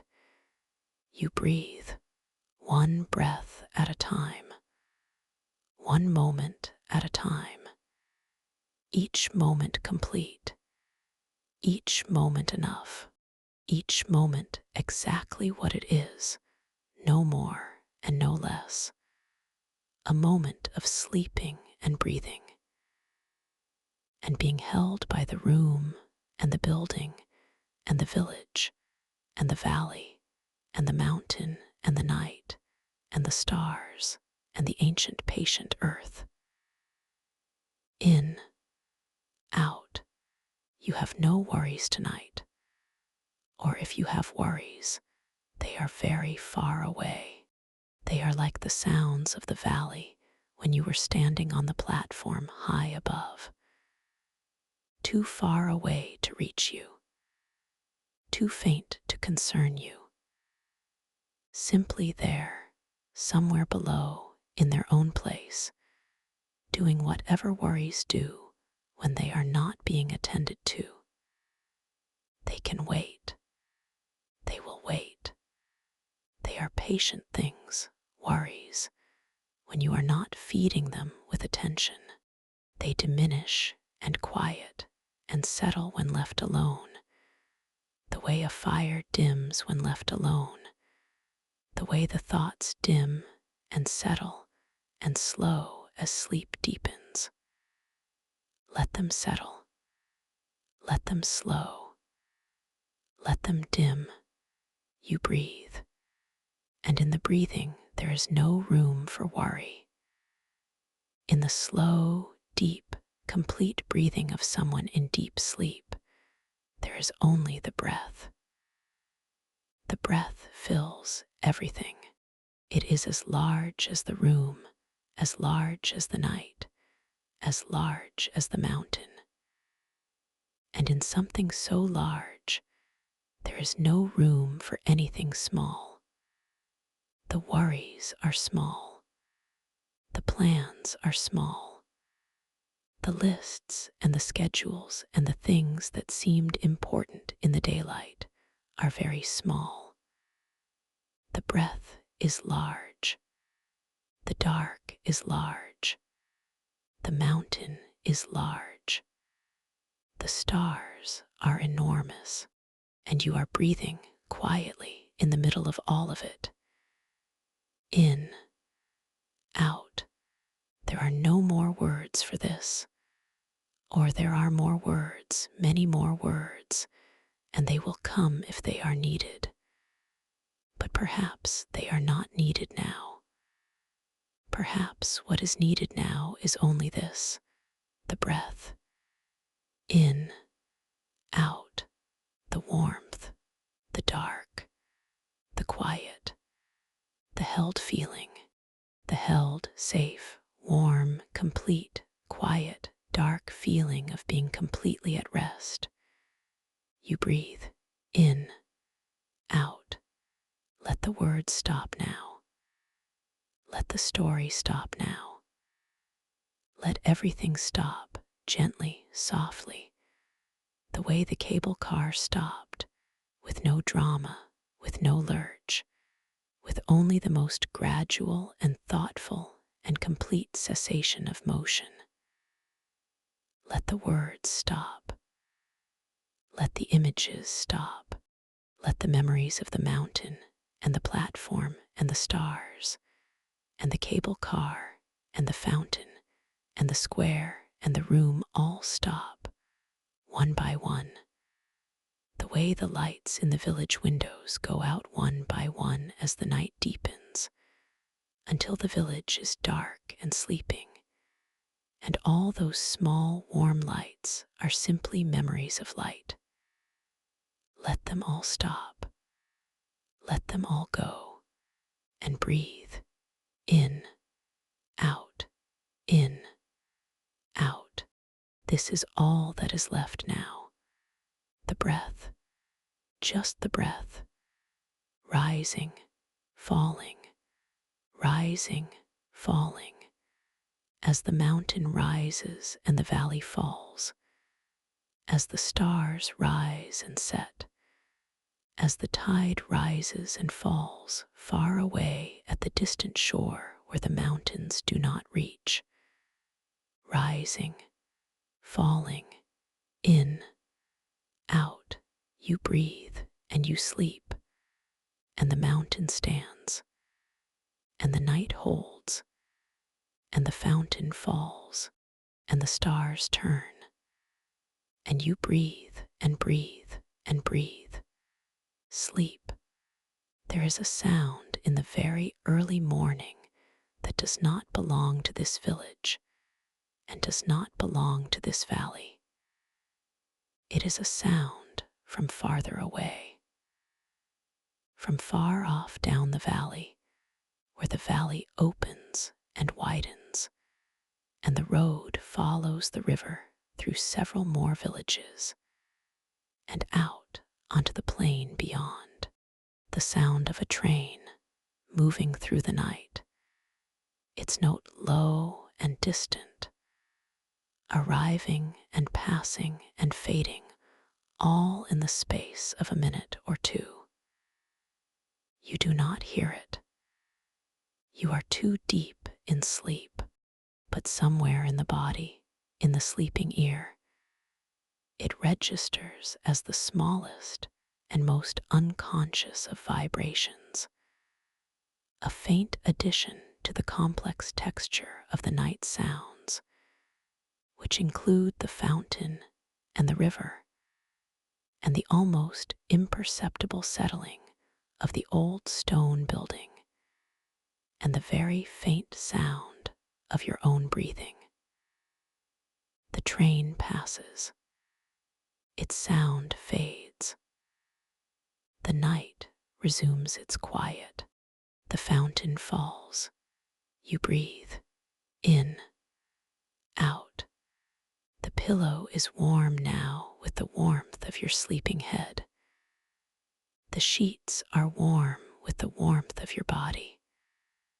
The blanket holds this warmth in, trapping it, keeping it close, so that the whole bed is a pocket of warmth, a small contained world of warmth, separate from the cool of the room and the cool of the night outside. You are inside this warmth, completely inside it, cradled by it. You breathe, and the warmth breathes with you, expanding slightly with each breath in. The warmth swells and blooms, contracting slightly with each breath out. It settles and deepens. It is alive, this warmth. It is the warmth of a living body, which is a very particular kind of warmth, a warmth that is not just heat, but presence, not just temperature, but being. Your being, your warmth, your breath. In, out. The window holds its narrow gap of starlit sky. By now, the stars in that gap have shifted. The particular stars that were visible when you first lay down have moved past the edge of the curtain and been replaced by other stars. The slow turning of the sky, made visible through this small slot in the curtain.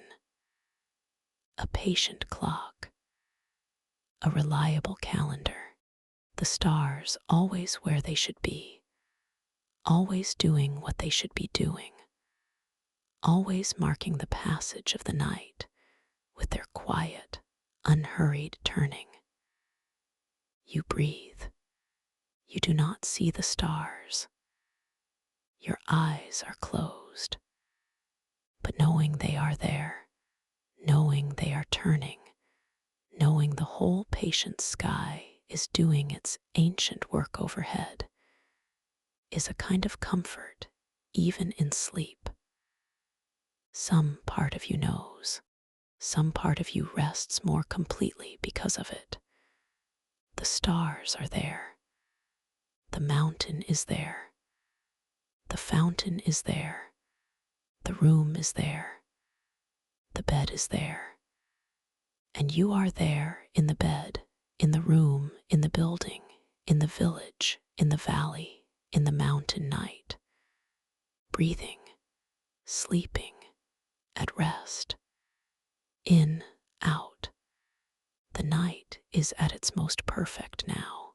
There is a moment in every long night, usually in the deepest hours, usually somewhere between midnight and dawn, when everything is exactly as still and as dark and as quiet as it can possibly be.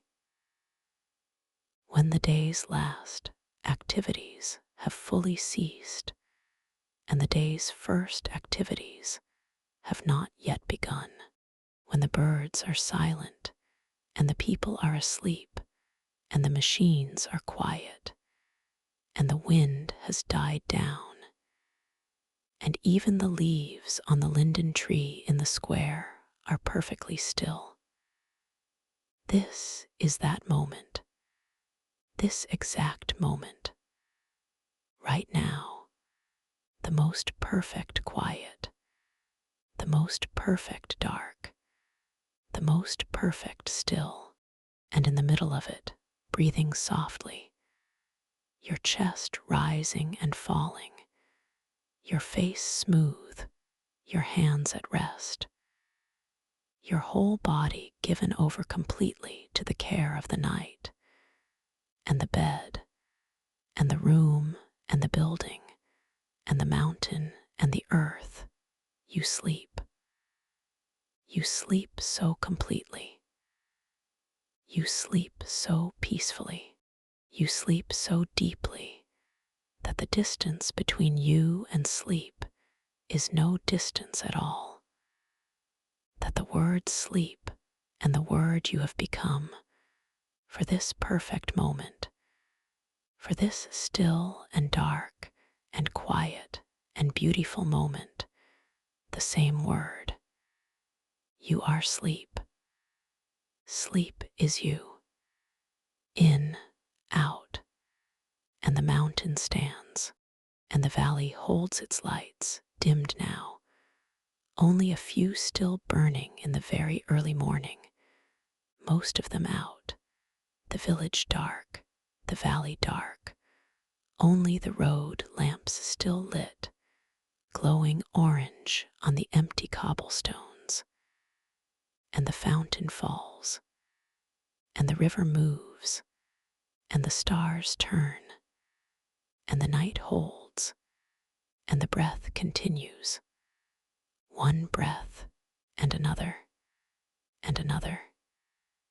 each one easy, each one complete, each one a small act of living, carried out quietly and without fuss in the deep of the night, the body keeping itself alive in the simplest and most reliable of ways. You breathe, you sleep, the night holds you, the mountain holds the night, the earth holds the mountain, and you breathe in, out, very slow now, very deep, each breath a long, slow wave, rising, falling. The chest lifts very gently.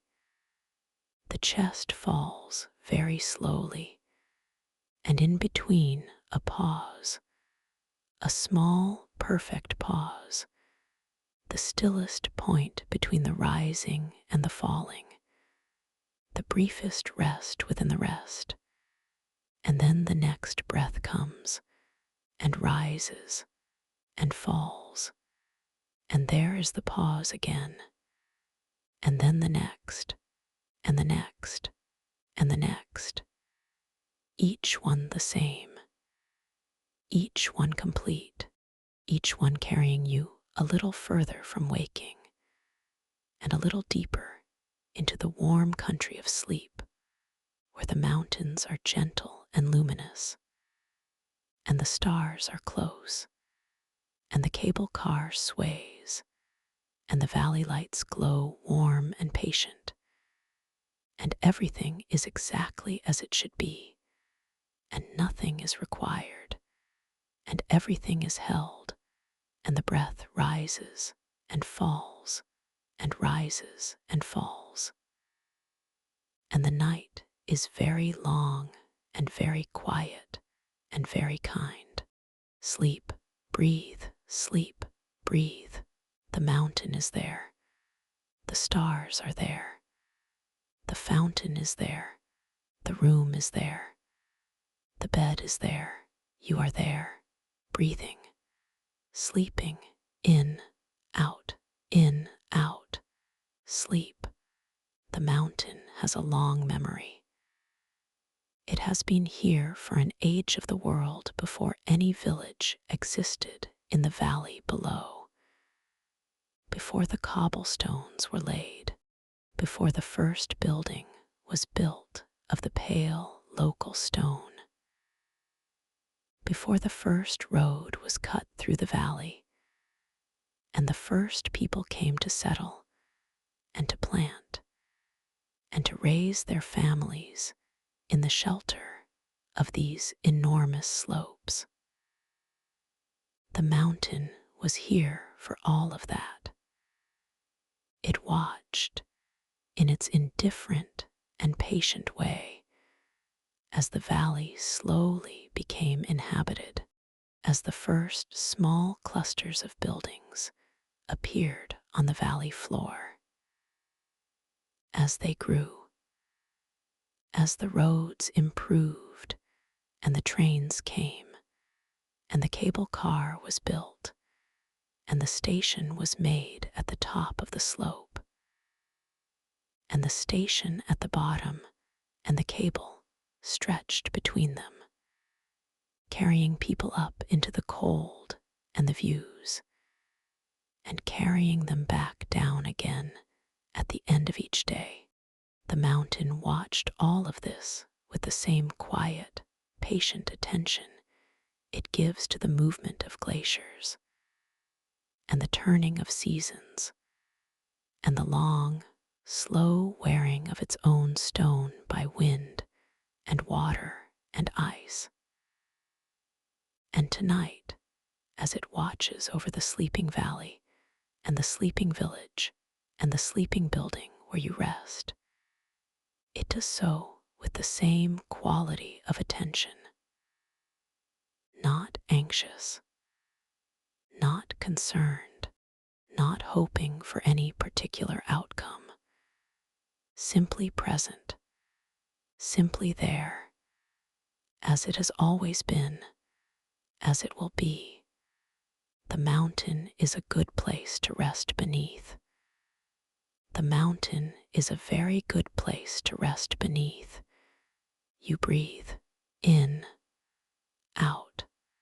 The stars know something similar, each one of them older than the mountain, each one a sun, somewhere immensely far away, burning at the center of its own system of worlds, worlds you will never see, worlds that may or may not hold life, worlds going about their own long and unhurried business in their own patches of the dark.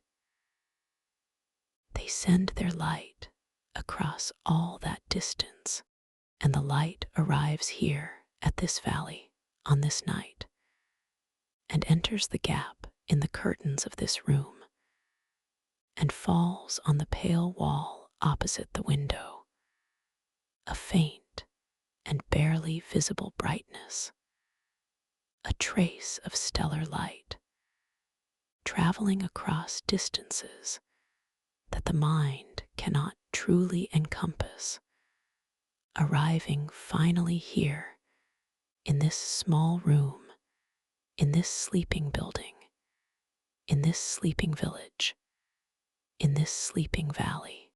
You breathe. You do not see the light. Your eyes are closed. But it is there, the light of distant suns, falling gently on the wall while you sleep. In, are things happening all over the world tonight. In other time zones, in other valleys and cities and plains, it is not night at all. The sun is shining somewhere right now. Somewhere it is morning, and people are making coffee and looking out at the daylight and beginning the processes of the day.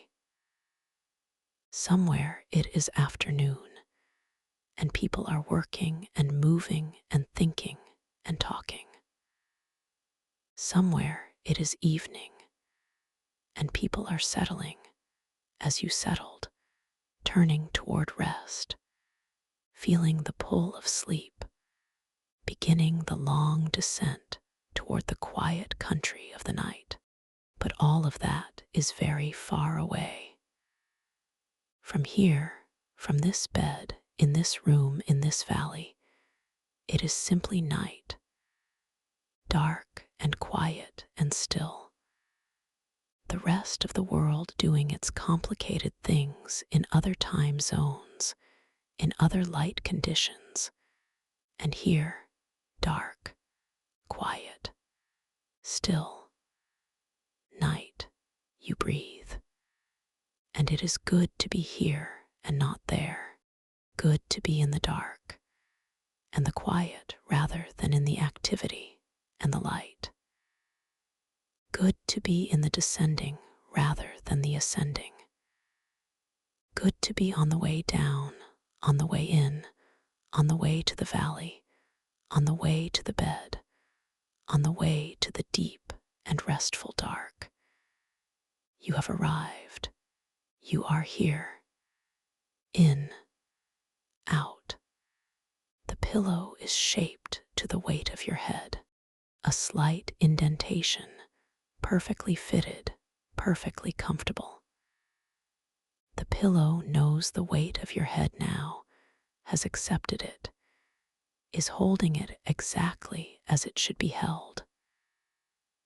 Not too firmly, not too softly, with precisely the right gentle pressure. The mattress knows the weight and shape of your body, has accepted it entirely, every contour, every slight irregularity, every particular weight distribution that makes your body yours and not anyone else's. The mattress holds you without judgment, without preference, without any opinion at all about the particular body it is holding.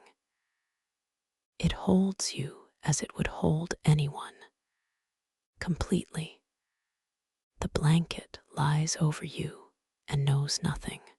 The blanket is simply warm and heavy and present, and it does not need to know anything to do its work, which is to keep you warm while you sleep. And you breathe, and the pillow holds, and the mattress holds, and the blanket keeps you warm, and the room holds the bed, and the building holds the room, and the earth holds the building, and the night holds all of it, the whole valley and mountain and village and building and room and bed and blanket and pillow and you. Held, completely held. In, out, the last cable car of the night. It is still resting in the valley station.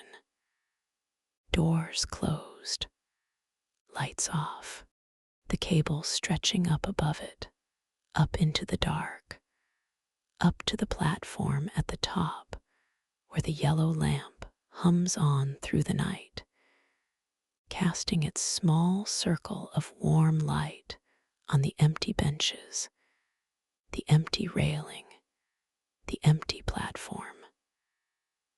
The cable car rests. It has made its last journey for tonight. It is done. Its work is complete. It delivered the last passenger of the night to the valley floor, and now it rests in its station, and the valley is quiet, and the village is sleeping, and the passenger is sleeping, and everything rests. The cable car will be ready in the morning when the first light comes pale and cool over the eastern peaks, when the first birds begin to call in the forest below the upper station, when the bakery opens and the first smell of baking bread drifts along the morning streets. Then the cable car will begin its work again. The lights will come on. The cable will begin its hum.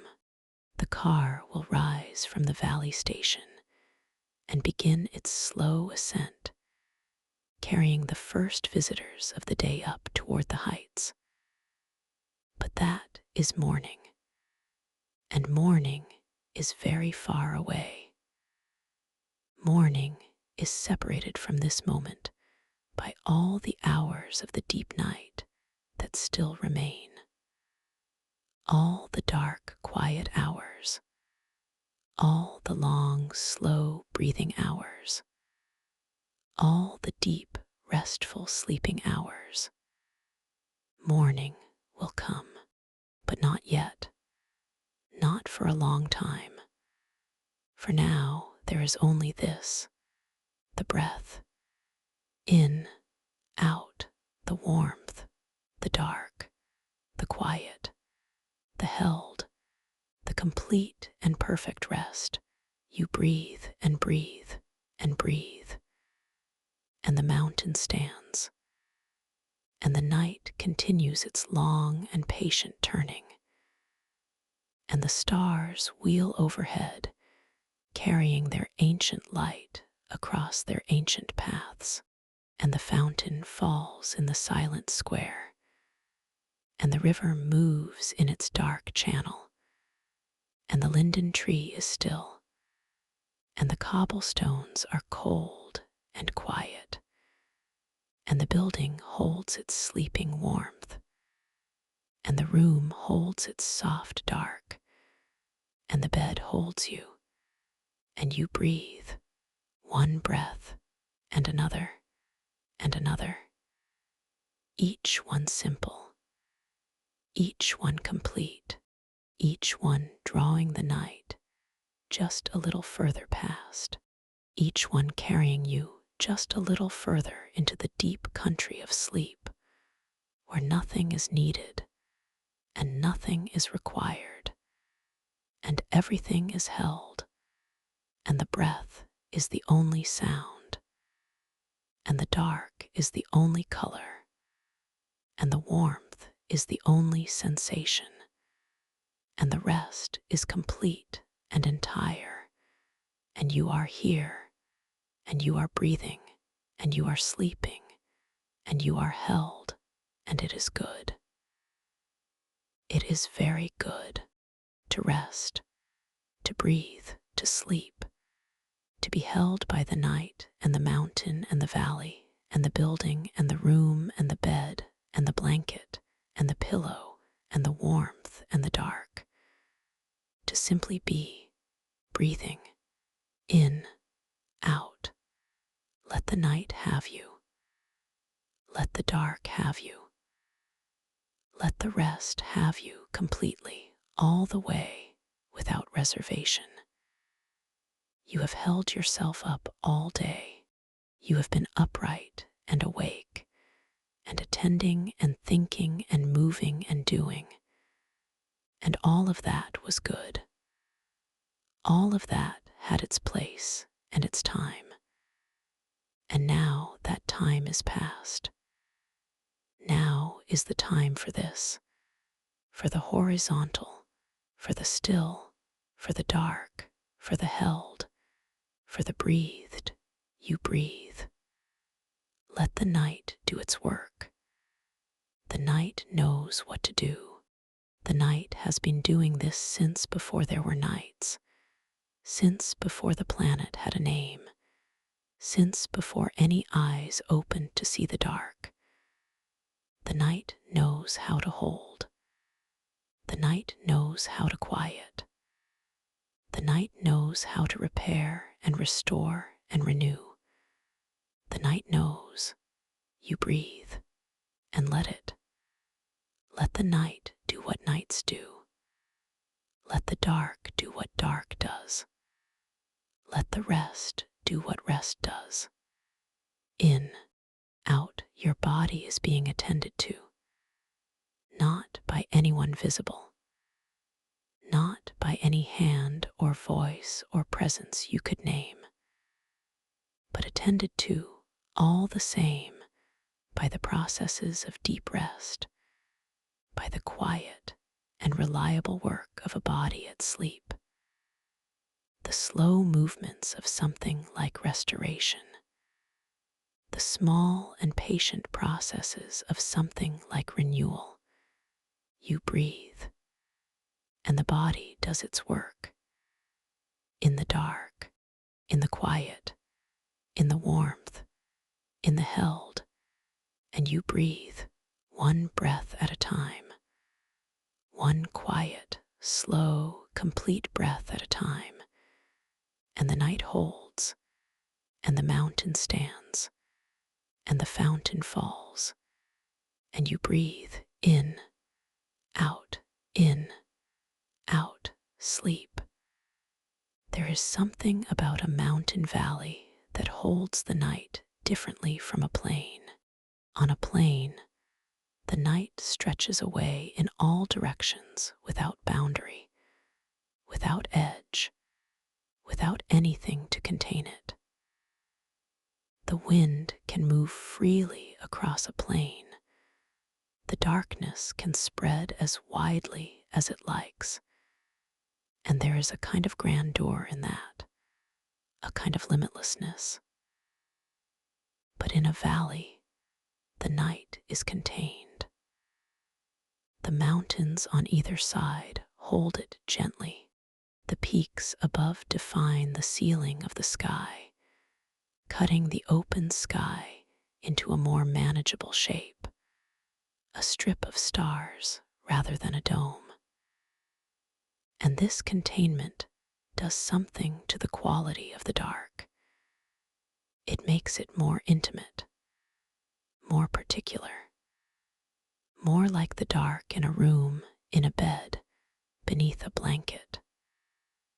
The valley holds its night the way a good room holds its warmth, carefully, completely, without waste. You are inside this contained dark. You are part of it.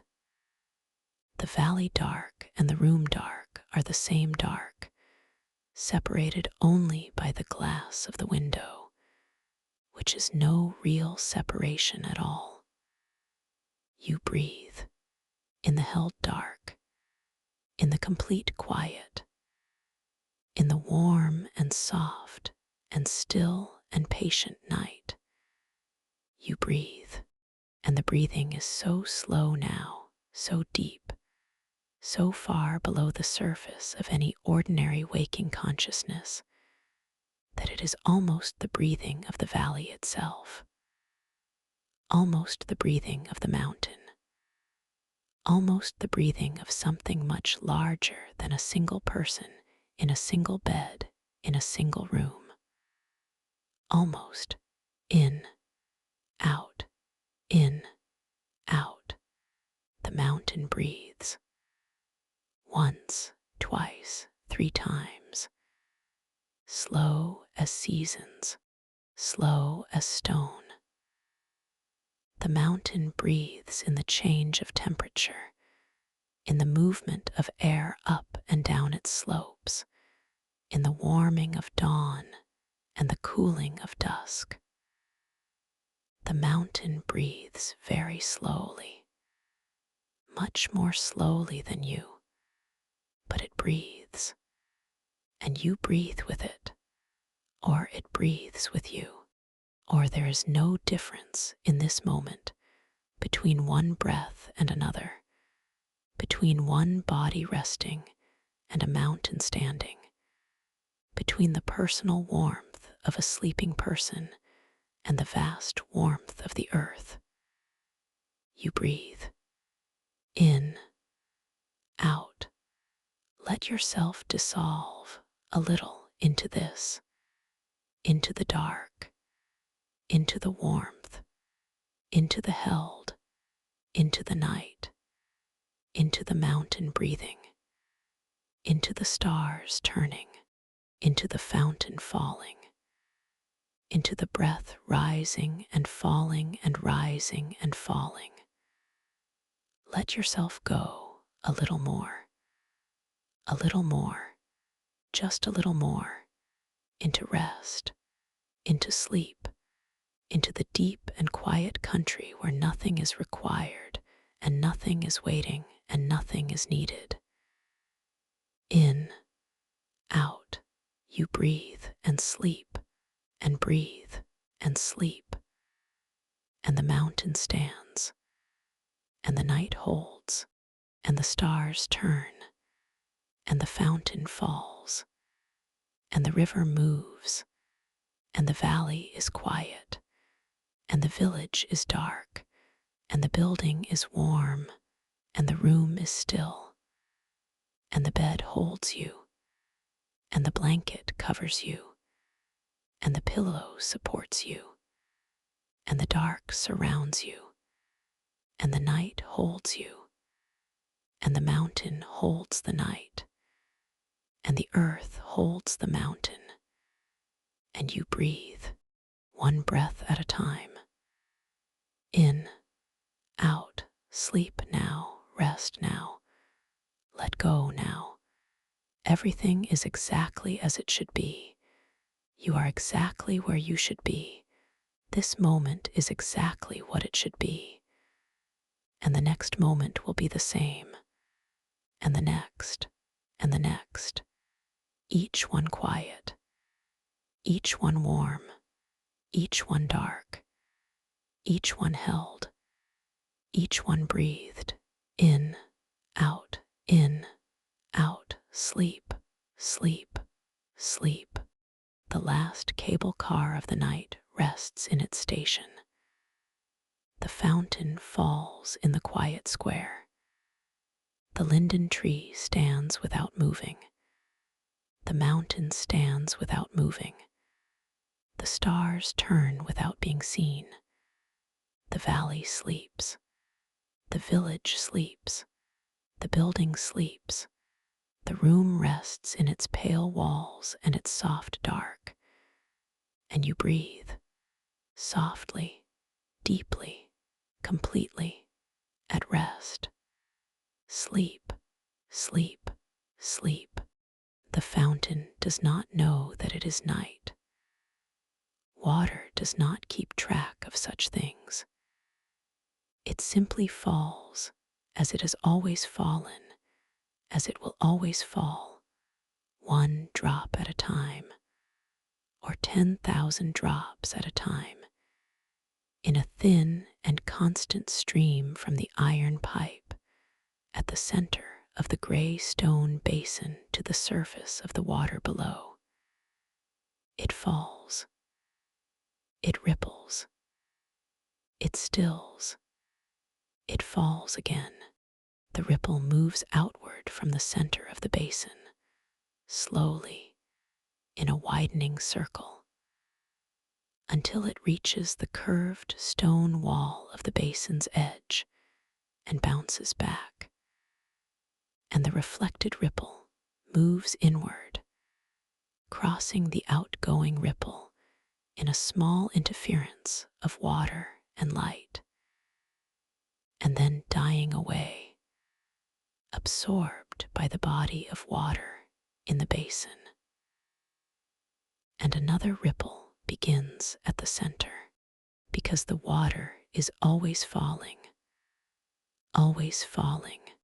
the same falling, over and over and over, each drop of water making its own tiny contribution to the total sound of the fountain, each drop part of the thin, continuous stream, each drop briefly individual, and then merged with the rest of the water in the basin, lost, become part of the larger whole, indistinguishable from the water that fell before it and the water that falls after. This is what the fountain does all night long, in the quiet square, in the sleeping village, in the dark valley. You breathe, and the fountain falls. And perhaps the sound reaches you, even now, through the glass of the window and the slight opening in the curtains and the still air of the room. Perhaps it does not. But either way, the fountain is there. Either way, the water falls. Either way, the stone basin receives it and holds it and lets it overflow slowly at the rim. And the overflow runs away through a small channel in the cobblestones and finds its way, eventually, to the river below the square. Everything finds its way to the river. Eventually, the rain that falls on the mountain peaks, and the snowmelt, and the springs that rise from the rock, and the water from the fountain in the square. All of it, eventually, to the river. All of it moving slowly downhill, following the shape of the land, collecting in the valley bottom, and running along the valley floor toward the distant lowlands. The river does not hurry. Rivers in the mountains sometimes seem to hurry, bounding over rocks, white with aeration, loud with the sound of fast water. But this river in this valley at this hour is a quiet river. It has come down from its more energetic upper reaches and has settled into the broad, slower valley. And here it moves without urgency, following its course, making its deep and quiet sound. A low sound, a steady sound, a sound like all the water that has ever fallen on these mountains, all of it gathered and moving together toward the sea. You breathe, in, out. Sleep is like that sometimes. A gathering, a collecting, a flowing together of all the small things, the small worries and pleasures and memories and sensations of the day, gathering into the channel of sleep, moving slowly together, losing their individual distinctiveness, becoming part of something larger and slower and more even. The individual moments of the day become the sleep, the way individual drops of water become the river. They are still there somewhere, but they are part of the larger thing now, the larger quiet, the larger dark, the larger rest. You breathe, and the day is there, somewhere in the body of sleep, dissolved and part of the whole, not forgotten, but not pressing, not demanding attention, simply present in the way that everything that has happened is always present, carried in the body and the mind without needing to be thought about. You breathe, in, out. The mountain carries in its stone the memory of every glacier that carved it, every ice age that pressed it and shaped it and left its marks in the polish of the rock and the shape of the valleys. The mountain does not think about this. The mountain does not need to. The memory is simply there in the stone, a fact of what the mountain is. You are like the mountain in this way. You carry your history in you. In the way your body holds its shape, in the way your face holds its expressions, in the things you know without being able to say how you know them. All of it there, all of it carried, none of it requiring your active attention at this moment. At this moment, you are only breathing. In, out. The room holds its soft and patient dark. The night does not tire. The night has exactly as much energy at the end of its long duration as it had at the beginning. The dark does not dim with time. The quiet does not become less quiet. The held does not become less held. The night holds you now exactly as it held you at the beginning of this sleep, with the same completeness, the same care, the same unhurried steadiness. You breathe, and the night holds, and the mountain stands, and the fountain falls, and the river moves, and the stars turn, and you breathe one breath and another, each one the same, each one enough, each one carrying the night a little further along its long course toward the morning that is still very far away, still on the other side of all these dark and quiet hours. You breathe and sleep. In, out, in, out.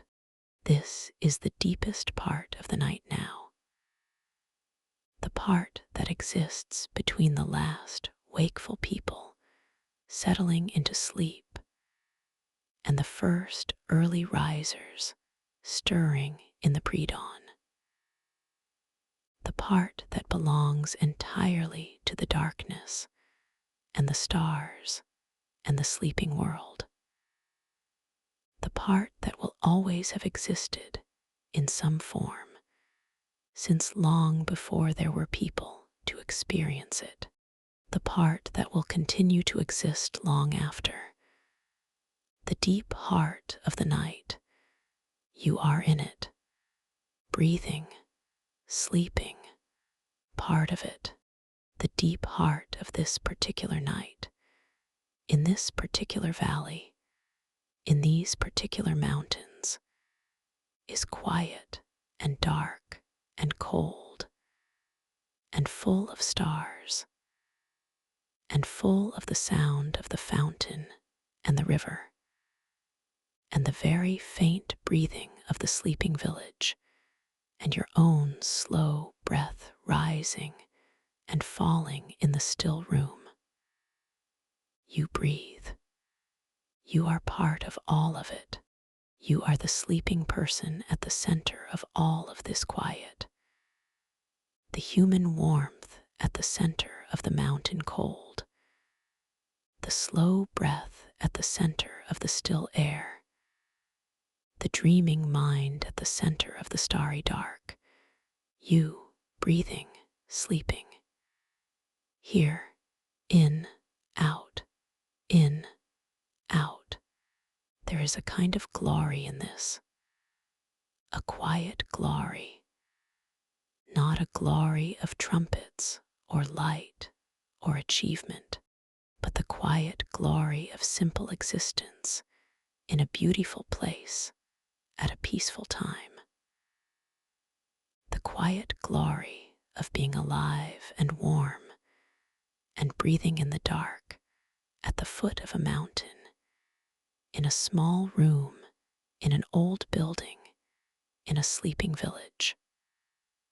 The glory of rest, the glory of the body doing what bodies do, the glory of the night doing what nights do, the glory of the mountain doing what mountains do, all of it glorious in its own quiet way, and you in the middle of it, breathing, sleeping, in, out, sleep, rest, breathe. The night is yours. All these dark and quiet hours are yours. Use them well. Use them as they are meant to be used, in rest, in quiet, in the deep and patient dark, in the warmth of the bed and the held of the night, and the slow rise and fall of the breath.